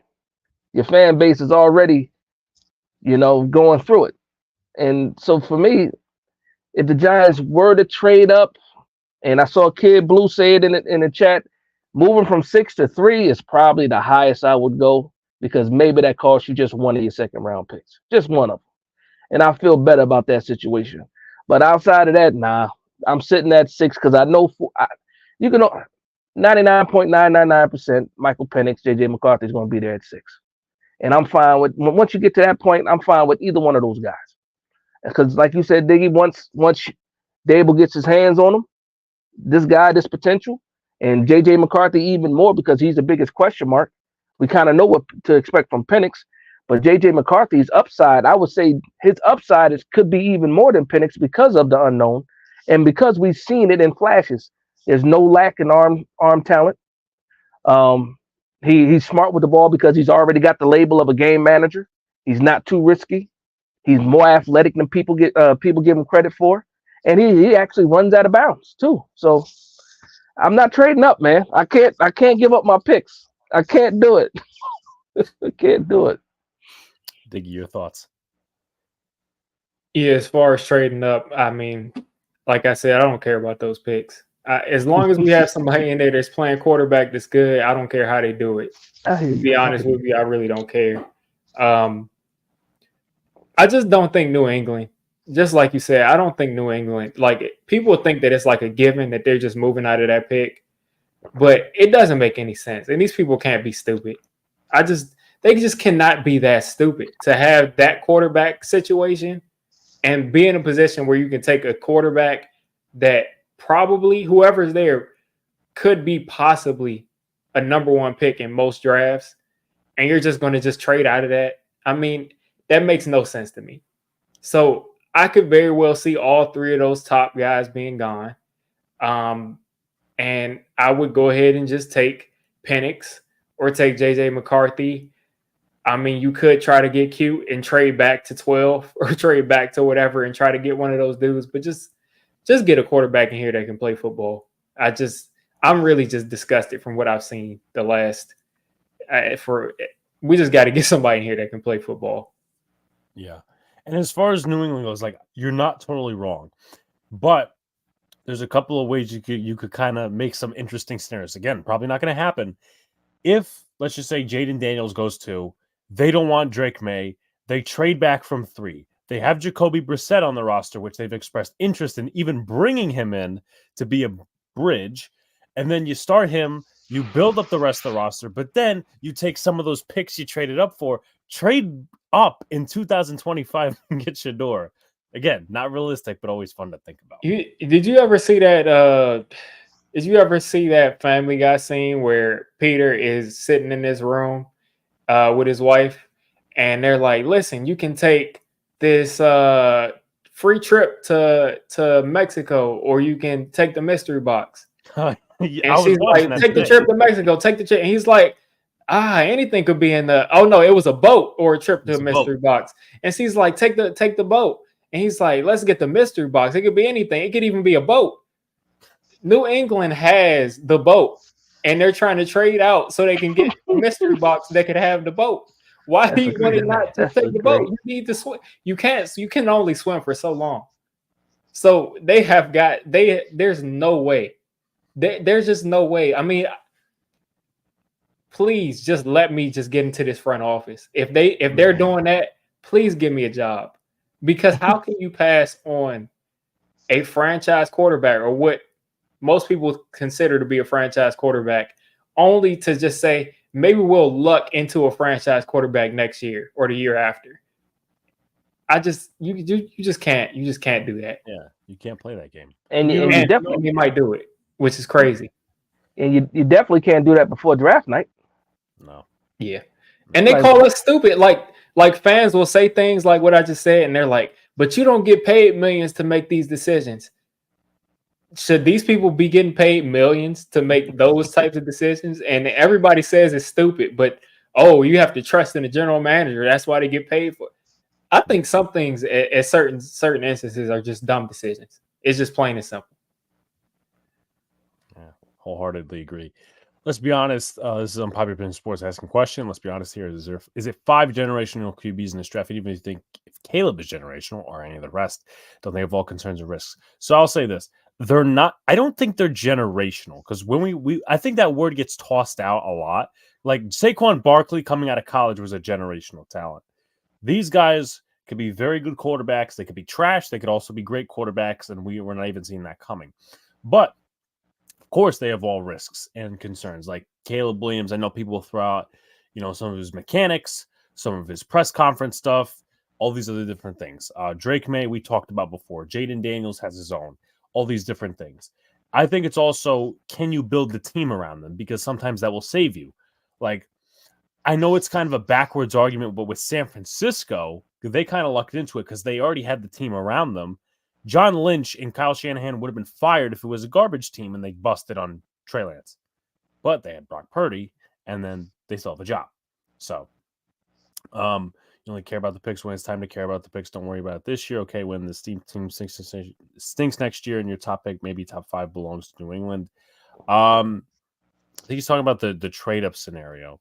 Well, then, I mean, if your team stay again, there's multiple ways of getting picks. Kind of like the argument before. If you're talking about us trading with New England, and then we'll move on to the offensive line. Like again, you still have your quarterback. If you trade up to 3, you still have your quarterback, and you got 2 to 3 years to build the team around. And again, free agency exists. And Dash mentioned we have a lot of cap next year. So, but I do want to move to the offensive line, and I want to start with this one. One thing. All right. So, because I'm seeing Caleb Williams is very, very, very, very, very, very good. He's not generational. He's the best quarterback to come out in years, but he's not Andrew Luck. Andrew Luck was the last gen. They told me Trevor Lawrence was generational. He's not generational. I think Caleb coming out last year, like if he was coming out last year, people would be saying, but this year he kind of just got got exposed as like a normal human being. Yeah, generational means it doesn't matter what situation you're in, you're going to produce. And Trevor Lawrence, to his credit, I mean, dude didn't lose a game for like 8 years. Yeah. So he just hasn't panned out. But I agree. I think the hype for Caleb has kind of gone down this year because last year I'm like, this dude can do no wrong. And this year he's kind of calmed down. Yeah. And just so that I'm clear, I say that about Caleb Williams, but I'm absolutely taking Caleb Williams if he's there at 6. Absolutely. And then I will, if he's a New York Giant, then I'll call him generational. I'll call him generational then. Of course. Well, Notre Dame was like one of his biggest exposures, and I remember watching. I'm like, damn. But moving into the offensive line situation, also, our Giants fans really basically checked out on Jones' situation. Is there any way to rework or reduce his contract? He just signed. No, and if you restructure it, it only extends him, I think. So that you take your medicine. I still think he's generational. Caleb will not be good with the Bears, who was last good with the Bears in terms of quarterback. As a prospect, he's generational to me. Well, again, everybody's got differing opinions, but I hear you, Kid Blue. Salute the Kid Blue. As far as the offensive line goes, this should be easier than expected as a question, but again, depends how you take it. Would you replace Evan Neal or would you bring in competition? I'll start with the Bama fan. I'll say Evan Neal has ruined Alabama offensive lineman for me. I don't trust J.C. Latham because of Evan Neal. That's how bad Evan Neal has played. And I'm doing both. I'm bringing in competition. I'm seeing if he gets beat out, I'm pushing him inside. And then if it doesn't work out at guard, then he ends up being the swing tackle until his contract is up or till I can get rid of him. But you can't pencil in Evan Neal in 2024 as a starting tackle for the New York Giants. You have to at least bring in that competition, whether it be draft or not. And again, if we get a Winwoo, I don't know if you're going to talk about him later, but if we get a guy like that, or what's the guy from the Raiders, Luminor, you have to do it. You have to do it because, yeah, you can blame, like some people say, oh, well, he only had such and such starts, a certain amount of starts in 2 years. Well, he was injured. That's even more concern for me. So not only are you not playing good, you're also always injured. So absolutely, you got to find that replacement. We might have to, I'll leave it at that right now. Diggy. Yeah, I just think you bring in a vet, bring him in as a guard, but bring in a guy that can play tackle and guard. So I'm not sure all of the guys that can do that this year in this free agency class. But if there's no person that has that flexibility, then yeah, you got to bring in a tackle because as Evan Neal, every time he starts to like have a trajectory where he's playing better, he starts limping around. He's taping up his ankle, and maybe he's an all-pro right tackle, but he's not somebody that can play through injury. He can't do it. Like he looks good, you see him limping around, and he's horrible. So part of being an all-pro level player and a good player in the NFL is being able to play through those nicks. And this isn't me questioning the dude's toughness, but some people can play through injuries, nagging injuries, and still be productive. And some people just can't. And I don't think that Evan Neal got here and mailed it in and didn't try. I mean, I think he's one of the hardest workers on the team, but you got to bring somebody in here because you cannot have his floor of play is worse than the league. So you just can't have somebody at right tackle that's playing that bad. And also the burger flippers thing. Listen, I will never come after somebody for not liking Evan Neal for that because you're well within your right. But I just kind of saw that as like, I'm pretty sure Evan Neal is younger than me. I mean, he's a young dude. He got frustrated. He gets the disrespectful things that people say to Evan Neal on a daily basis. The moment these athletes clap back and say something, people are up in arms. I mean, yes, he gets paid millions. Yes, part of his job is that, but he's human. He's young, and he said something. So I'm not going to hold that against him, but he definitely shouldn't have said that at the same time. I'm holding it against him. you I made love the rant that dude had against where he went off from the fan, the guy from the fan radio show. Yeah. No, I'm definitely holding it against him because if you can't call people burger flippers and then getting flipped on the offensive line, like, come on, man. Nah, man. Especially when go ahead. I'm sorry. He's got to be like, because I'm trying to remember the quote right now and he didn't say burger flippers. He said hot dog flippers. He said hot dog flippers. What I was going to get at. Like how much? He's saying for all those people that have something to say about my play, what do you do? Flip hot dogs is crazy. No, he said burger. He said he said hot dogs. He said burgers, and then he said hot dogs. He said okay. He said, what do you do? Flip burgers? Flip hot dogs for a living? A lion should not consider. Yeah. First of all, you're not a lion. He's like a panda or something. I don't know. I wouldn't even give him that. Koala. He's something. I don't know what he is. Whatever animal has bad balance. Sloth. That's what he is. He's a sloth. I think the ideal, and it's not going to happen. I think it's going to be one or the other. I think the ideal scenario is you bring in both Nwenu and Illuminor. Now, I actually saw maybe a few minutes ago the projected signings from Art Stapleton, what he projects. He said, in addition to Edge, Illuminor and Onwenu. And I don't think you're getting both. I think you're getting one or the other. Obviously, both have ties to Carmen Brasillo, but that way, kind of like all of us have explained, you have one at left guard, and both guys can play tackle and guard. So you have one at left guard, you have Evan Neal at right tackle, maybe to start, and then you have one at right guard, and then you move it around, but you can't move it around too much because A, this is not Bobby Johnson. B, we have a second year center. We don't want to be damaging his his trajectory, of course.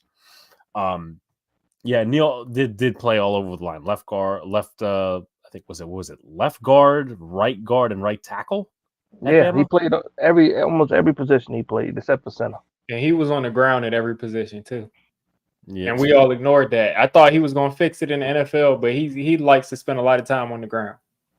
We should have known when he was getting beat by O'Shane Zimenez in camp. We should have known then. O'Shane Zimenez was giving him the best. We should have known, and I'm one of them. I gave him the benefit of the doubt. Like, okay, we knew he had a problem with speed rushers, but O'Shane Zimenez is not a speed rusher. He just had problems with O'Shane Zimenez, man. And where's O'Shane? He'll be in the CFL next year. What does he do? Flip hamburgers, flip hot dogs. He'll play for the Birmingham Brahmas, whatever that. Yeah, the CFL, the Montreal Argonauts or whatever they're called. Something like that, man. Like I said, Zimini Crickets, man. Yeah. Zimini Crickets. So we talked a little about free agency. Before we head into the draft process, I do want to talk a little bit about Edge, but also we talked about free agent offensive linemen. Any draft offensive lineman that you're enthused by, whether it's, could be a second round pick, because I don't see the Giants going to line in first, second round, or just a developmental guy in general. I'm going to start with Digge. I haven't even started to watch offensive line tape yet. I've just been watching quarterbacks and wide receivers. But Yeah, I won't come up with a name until I watch them because I know some names, but I actually have to take a look at it. So nobody right now that I can say as far as outside of the first round, and I'm not taking an offensive lineman first round, no matter what. I got a couple names because, like I said, I got my notes with me. Okay. I keep my notes with me just in case. But just off the bat, second round, guys that are fringe, first round, the second round. I like Jordan Morgan out of Arizona.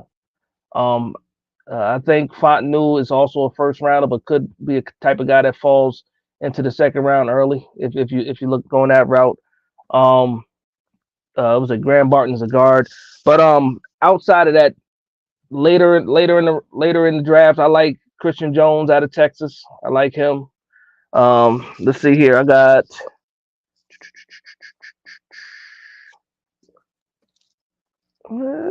yeah, that's my short list. I got Cooper BB2 who played tackle, but is projected to be um a guard, and then Blake Fisher. Blake Fisher out of Notre Dame. He's another one, right tackle. And for all those people that say, you know, if we get Joe Alt, you can just put him on the right side. If we get Fashanu and put him on get a guy that's already a right tackle. So I really do like Blake Fisher. Jordan Morgan is also a left tackle, but he can also play guard. So it's a couple guys on the list that you can get into the later rounds, more guards than tackles. That the New York Giants can look at. I'm saying day 3. For me, the second round, best corner, best edge, best wide receivers left. That's what I'm looking at in that second round. And third round, if one of those guys happen to fall, one of those tackle prospects, then maybe. Yeah, definitely. So there's some good names in the chat. Tyler Guyton from Oklahoma, Christian Mahogany, Christian Haynes is one I'm looking at in the chat too. There's the guy Zach Zinter who got injured, but apparently he's up to all his rehab stuff, so he's actually going to be ready for the regular season. From Michigan, this guy's not going to fall to us, but I really like him. Is Jackson Powers Johnson? He is an absolute mammoth of a man. Trevor Keegan's okay, from Michigan. He's the other guard. I feel like there's a lot of other guys that I could name, but right now it's blank. Yeah, you got an interview with Jackson Powers Johnson, right? Yep, I did. Yep. Yeah. He had a little hamstring thing that was bothering him. That's why he went home early. But nonetheless, Mason McCormick, I think his name is the South Dakota State guard lineman. I mean, if you throw more guards, you could. Yeah, it's a lot of guards in there too. I do see Christian Haynes and Christian Mahogany. Haynes is probably going to be a second round pick. Mahogany you could probably get day 3. Yeah, it's a lot of names. If you're just talking about offensive line in general, I thought you were just talking about tackles at first. It's some centers I like too as backups because we really don't have a true backup center either. The guy like Bo Limmer is another one. Drake Nugent in day 3 from Michigan. He's another center. Yeah. Cedric Van Pran is another one. Probably would have been a higher pick last year than this year. So yeah, it's some offensive line talent where you need it to be, and that's day 3. And that's where we need to be focusing that offensive line. Is there unless, like I said, unless one of these guys just falls and you're sitting there at 47 and there's a good tackle on the board. But again, I think the cornerbacks and the edges is where I need to go with that first, second round pick. Yeah, and also hopefully this Darius Williams visit goes well tomorrow. That'll help. Yeah, that'll help. Cross the fingers. But before we go to the mock draft session, edge. I personally think everybody's like. I know that Danielle Hunter was a mock thing. I know Brian Burns was a mock thing. I know Art Stapleton brought up AJ Epineza from the Bills. I have a prediction, but I'm not going to say who the Giants will sign in the edge room. But nonetheless, how do you think the Giants will spend their resources on edge? Will it be a high top guy? Will it be a low risk, high reward guy? Will it be a draft guy? I will start with Dash. First, who did you say mentioned AJ Epineza? Epineza, that was Art Stapleton. He must have been watching my videos. Because I said AJ Epineza, a cheap option. He's a cheap option. For me, I don't think we pay high top dollar for an edge this season. Um, they got the rumors about Brian being interested in Brian Burns. I saw that earlier today, or heard that earlier today about Brian Burns. But you would have to give up draft capital and then get ready to pay him a large amount of money because they tagged him. So he would be like a tag and trade thing. But Bryce Huff, that's the number that I'm looking at. Around that $14 million range is a cap for me at edge. I don't think we're in a position to pay somebody 25 million, 27 million, $30 million, depending on who that person is.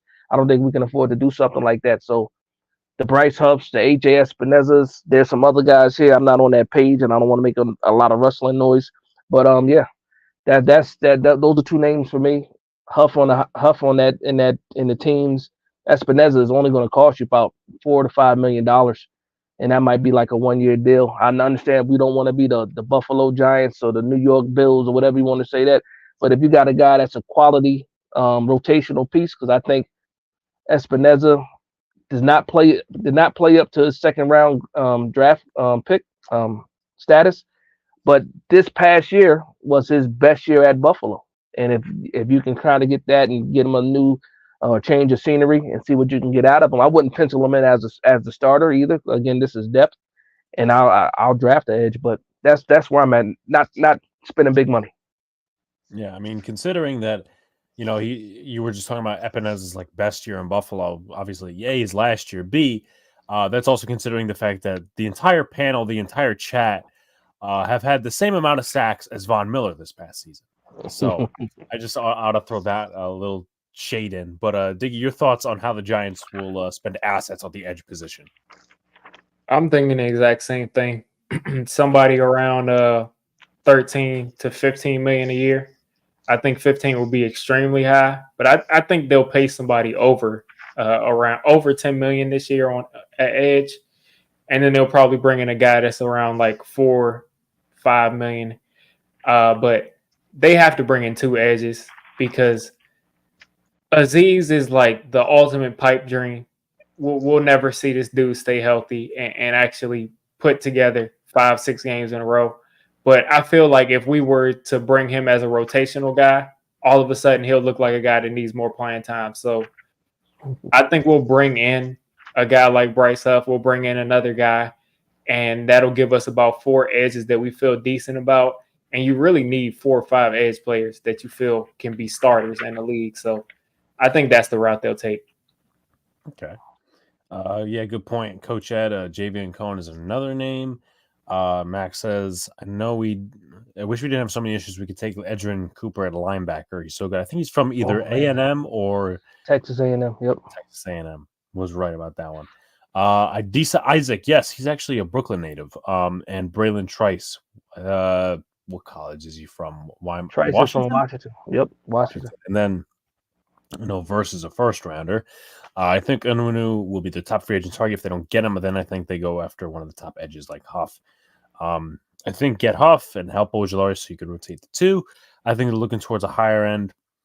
They're going to make at least one splash free agency. It'll be guard or edge. We're only paying Dex Babio on defense. So before we get to the mock draft, the final part of the live stream, if you had to make one prediction or two predictions, who do you think that the New York Giants will sign in free agency? I'll start with Diggy. I think we're definitely going to get Onwenu. I mean, I think that's like the no-brainer that everybody thinks we're going to do that we'll actually do. I think that's the first guy we'll sign, and I think you'll see us sign some edge player, like I said, that's still around over $10 million too.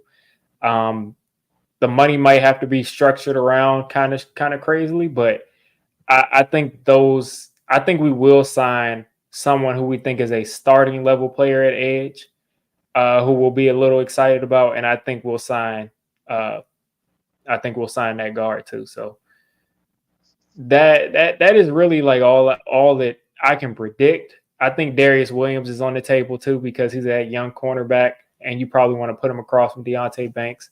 But I think you're definitely going to get your guard and your edge, because those are absolute needs, and I think they're absolute needs more than even losing your safety and losing Saquon. And it's going to be crazy to see Saquon play in another jersey, but I mean, it is what it is. I think he goes to Houston. That's my prediction. Yeah. With similar jersey. That's a similar jersey. It is a similar jersey. Dash. Yeah, I'm with Digge. A one you is he's probably the most important piece to sign from outside team. Is a Winwoo. Outside of that, I think Xavier McKinney gets done. I think that actually happens. But I think my lock. Last year I was right about Bobby Okereke.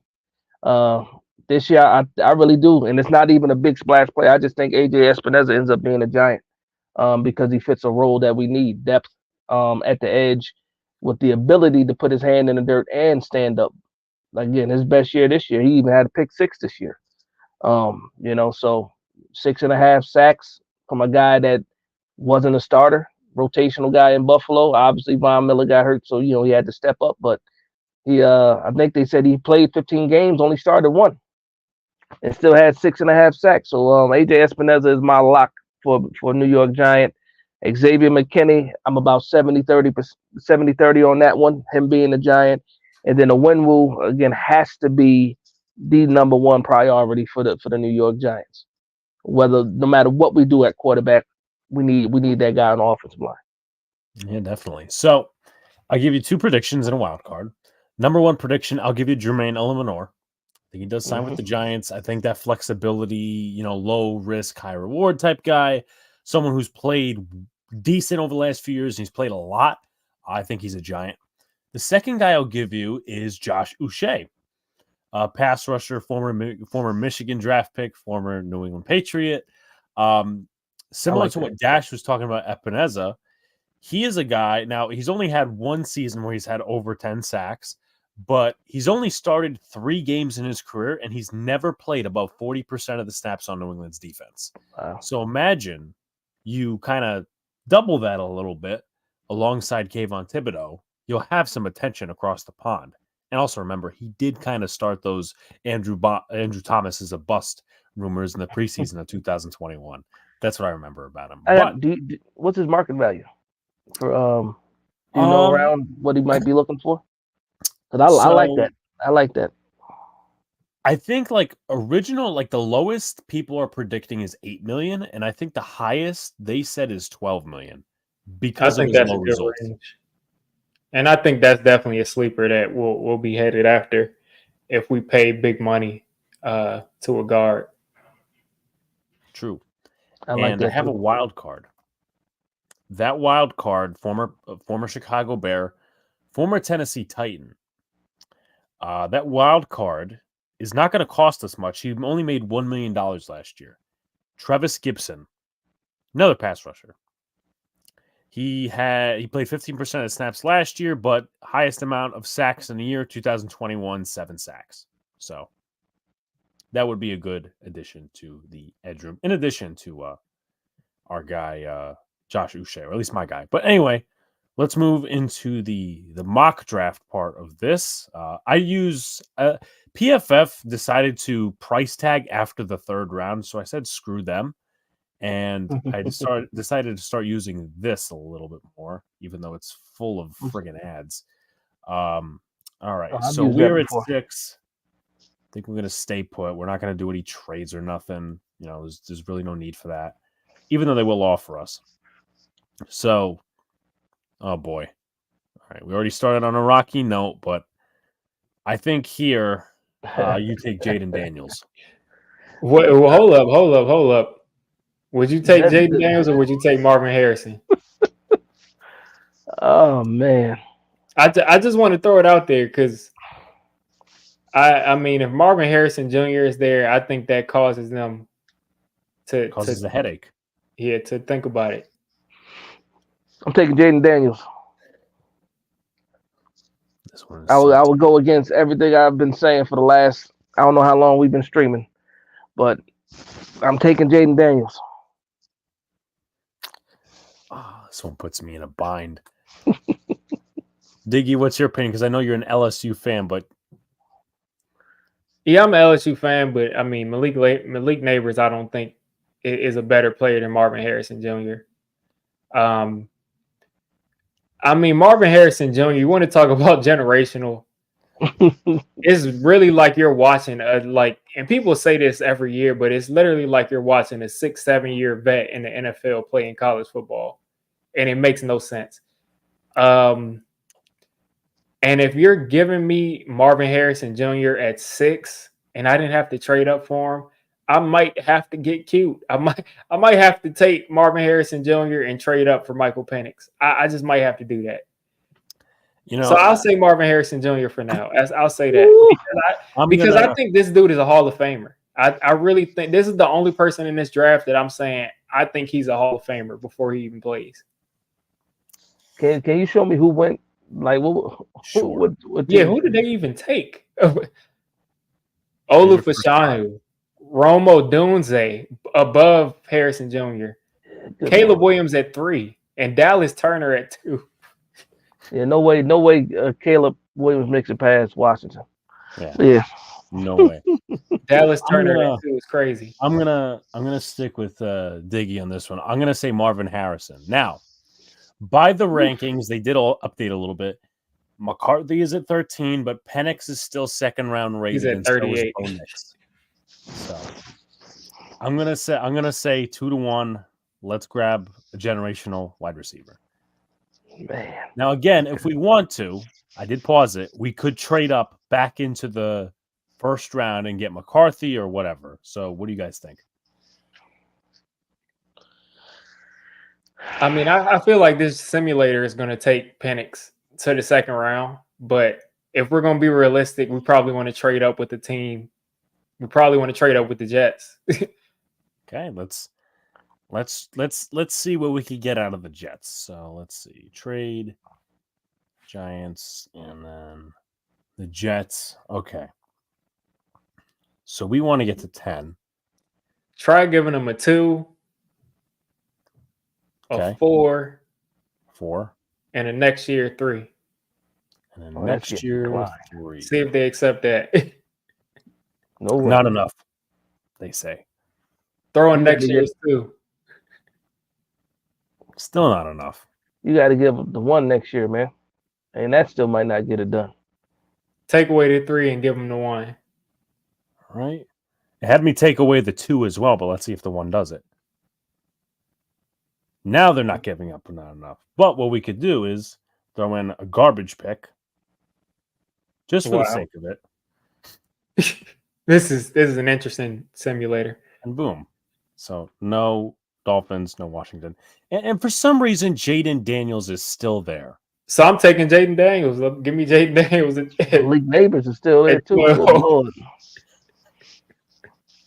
This is well, we might have to go to PFN.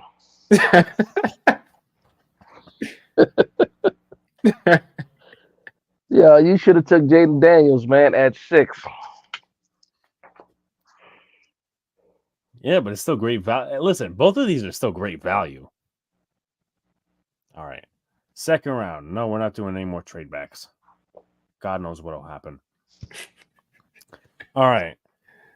So I don't know what we would have addressed in free agency. We already have enough of wide receiver. Frazier can also play center. And Braden Fisk has been climbing draft boards, and Chris Jenkins is also there as well. But I know I'm gonna guess that Diggy's in line with the thinking of offense based on his previous statements. Yeah, I'm taking offensive lineman. I'm not touching offensive line right here in this situation. No, I mean, when's our next pick? Oh, it's 40. Yeah, we traded. Okay. It's 47, then 70, right? Yeah. There's enough later. Like, I'm definitely not taking a center guard in this spot. If I'm in the second round, I'm most likely if I'm taking a guard, it got to be the best guard, and it got to be a plug-in starter. But who's the next edge? Who's the edge? That's go to edges. Let me see who's there. Good Lord. Okay. You should see one in the third. They value edge a lot on this simulator. They had Dallas Turner on it too. Sheesh. Let me look at the cornerbacks. Corners. Yeah, corners are going too. TJ Tampa ranked 60. Good lord. You go back to all. I'm gonna ride with y'all. Whatever y'all. Yeah.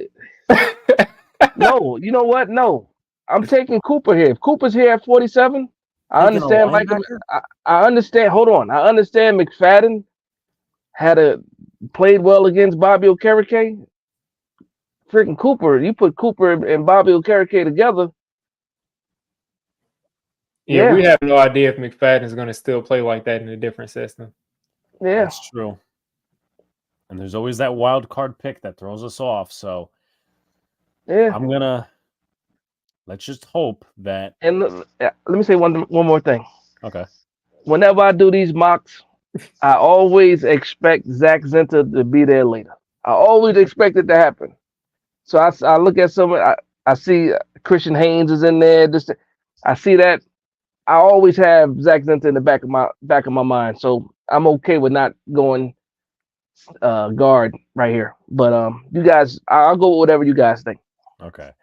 I'm kind of on the side of Edwin Cooper. Now, we could always have a cop out and say, look, anything we don't address premium, we could say we addressed in free agency. True. So, and I think guard is going to be that too. Yeah, I think we're definitely getting the guard. So yeah, I'm good with Cooper too. all right, all right, B+ they give us. Well, they should give an F to like the first 5 picks, but get the safety later. It's a decent safety class. Yeah, no. Hey, they want They want that pick bad. I want to know who it is. Who's there? It's gonna scare me. I want to say it's a wide receiver. Okay, it's Matt Corley, but no. Okay, all right. Here we are. Let's see. Interior O-line. Christian Haynes is here, and then also we were talking about edge before. Adisa Isaac is here. Wow, that's is Mason Smith right there. Who? Mason Smith. He's probably ranked in the hundreds. I'm taking Mason Smith. He's an edge. No, Mason Smith is a D tackle. Oh, he's a D tackle. Well, he's a three tech. Yeah, but yeah. He's probably. I want to know where they have him ranked. He's not that far down. No way. He might be going already. Yeah, he's definitely not down that far. Wow. If I'm pick, like for me, it has to be between Haynes and Isaac, and I probably would take Haynes. Yeah, I would probably say Haynes because Haynes is a right guard. Yeah. Well, and then we could always say we signed a left guard, maybe Jonah Jackson. Yeah. And signed like some cheap edge like Josh Uche. Do me a favor, go to edge. I just want to see who's left in the edge after Isaac. Ellis, Dorless. Ellis is still there. We don't pick again till what? 140? 140. Kiss all those people goodbye. Man. Yeah, you might have to go edge. Oh, Muhammad Kamara's there. I like Kamara late. Go Haynes. We need 2 guards. Sheesh. Go Haynes there. Cleaning up the trenches. Christian Haynes. That's bullshit. It's not a B. I'm with you too, Kid Blue. I see Kid Blue said Isaac, man. That's man. Isaac. Yeah. Isaac's still there. Oh, he's gone. Jeremiah Trotter Jr. Let's see. We're in the hundreds. We're picking up shortly. 140. And let's see who's there. A lot of people like Jalen Wright. I don't know. Yep. I like that's going to be spammed. Christian Jones is I like Christian Jones. Was talking about. Got a soccer background, good feet. Got to get stronger.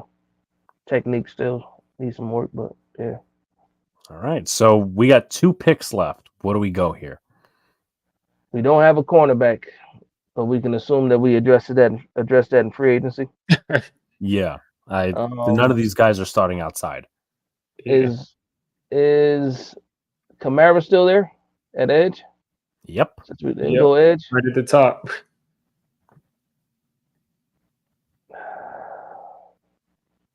I mean, I like edge. We need an edge. Another one. I think Kamara's pretty good. Got on the shorter side, but good motor. Let's see what the chat says. All right, chat. Chat says Jalen Wright. There's I like Jalen Wright. Luke McCaffrey. Jalen Wright, Andrew Phillips, Luke McCaffrey. Andrew Phillips is a slot corner, but he can also play safety. But he's got a huge tackling issue. But he plays in the box most of the time. Okay. Let's see. What does safety look like? Well, Braid has talked about before. Again, none of these guys are starting on the outside for us. So Jalen Wright is a poor man's Kamara. Yeah. We might need to address not a bad thing. Yeah. You know who's my go-to for running backs too if I get this far? Frank Gore Jr. At the last They pick. have him ranked, I think, low. Let's see. Yeah, he's in the 200s. 190, yeah. So if we want to, you could wait. I wouldn't take him with this pick. I'll save him for last if I just need a running back. The Stacy D line. So it's literally a toss-up for anything. What should we go here? My vote is for edge because we need one. Yeah, I would take I would go and he can play specials. Well, edge is the winner. And then we'll see if Mr. Frank Gore Jr. is there or anyone else. He tackles ghosts. He has a tackling issue, Kid Blue. Not the greatest tackler in the world. All right. No trades. No. Okay. Supposedly he had a good combine. Yeah. Oh, he's there? Isaac, whatever his name is. Let me tell you about it. I didn't watch any Louisville games, right? Didn't know anything about him. He had a great combine. And then his production matches the combine. Guy's 6'1", 220 pounds, ran like a 4.40. And then you look at the tape, and he's actually good too on tape. I don't know how he fell through the cracks, but I'm taking him. I'll take him. Diggy, you down with it? Yep, I'm cool. All right, running back it is. It's funny too because you get into the combine. There's always people you don't know, no matter how much football you watch. There's always people you don't know. Joe Milton's still on the board. Remember, even though I had us drafting him on mock draft video, good cover corner, but terrible tackler. Yeah, Phillips needs work on that. The Giants might, think about it this way: the Giants might need a slot corner. Yeah, they need all they can get. So no flat in the slot. We not doing that no more. They need all they can get. So this is our draft. We got Marvin Harris. This is the first two picks are completely unrealistic. Yeah. Marvin Harrison, Jaden Daniels, second round Edgerrin Cooper, third round Christian Haynes, and then I think that's fifth round Mohamed Kamara, and then Isaac Gorendo. I'm going to say that is the sixth round pick. Yeah. So that is. If you leave a draft with Marvin Harrison Jr. and Jaden Daniels, I don't care. It don't even matter. You already won. You already won. It don't even matter. What it is. But with that being said, I think we'll start to close it out here. Big free agency this coming week. Can't wait for it. I'll start with Diggy for final thoughts. Yeah, I mean, I'm gonna keep the theme the same. Hopefully, we can score more than 15 points a game next year. As long as we do that, I don't care what they do. I don't care who they sign. As long as we can score some points, and again, hope that translates to us winning games. I'm good. We got to replace the quarterback. We got to fix the offensive line. We got to get some competent running backs in here if we're letting Saquon go. And I think the rest of it will fall into place. I mean, I think we have the right coach there. We had, as far as injuries go, a terrible year. And this team still down the stretch found a way to win some games. I think Dable was getting a lot of unnecessary heat. So I think we have the right coaches. All we got to do is just start to build this roster in a way that makes sense and just not try to take the shortcut. And I think we'll be fine. And I think it starts with addressing this offensive line and free agency first this upcoming week. We'll see about that, King Chris. We have to work to 2 touchdowns a game first. Yeah. Dash, your final thoughts. Yeah, I'm gonna echo Diggy a little bit. Address the trenches in free agency. Both sides, offensive line. I'll throw the edge in there as well. Don't overspend. Again, there's some guys that are in a good price range for us. Don't try to go ahead and get Danielle Hunter or the Brian Burns. Don't try to give up draft capital because we need all these picks. Stick to the plan this time. Stick to your original plan. When Shane got here, he didn't pick up Daniel Jones' 5th-year option for a reason. Obviously, we had the 2022 season that we did, and rocking a hard place, made some decisions. He even admitted to that he kind of hit the fast forward button. Get back to your original plan. Whatever you thought it was going to be as far as this build, get back to that and build it the right way. Keep your cap healthy. Draft well, and we'll see if some of these guys can continue to progress. And just don't overspend. And then for Giants fans, I would say this: if we go into free agency this week and we happen to sign a quarterback in free agency, don't go crazy. None of these quarterbacks we can sign for veteran help is going to stop us from drafting the quarterback. So just relax a little bit. Don't jump the gun. And also, if in fact Xavier McKinney does not come back to the New York Giants, just hold on. Don't trip. Calm down, and let's see what happens in the draft. Don't panic. Now, if we get to the draft and it's day 2 of the draft, and our quarterback room is Tyrod Taylor, Daniel Jones, and Tommy DeVito, then y'all can throw tomatoes and everything else that you want at these guys. But outside of that, man, just relax. Enjoy the next 2 months, because as soon as this draft is over, it's going to be fire on Twitter, social media, everywhere. So just take this time to relax a little bit before it gets dark, because it will get dark. Fire and tumbleweeds. Lots of tumbleweeds. But appreciate everybody in the chat for coming out. Definitely an exciting stream, rather that. I appreciate these 2 gentlemen joining me. It was a fun stream talking all New York Giants football. Every one of their social medias is in the description. So subscribe, like, comment, subscribe to this channel if you haven't already. We're trying to push our way to 2,000, which eventually we'll get there, but hopefully as soon as possible. But anyway, appreciate you guys. Do all the good stuff. Again, thanks to the chat. Thanks to the panel. And let's wish the Giants a very nice free agency and a very good offseason to hopefully build a foundation and have sustained success. Good night, y'all.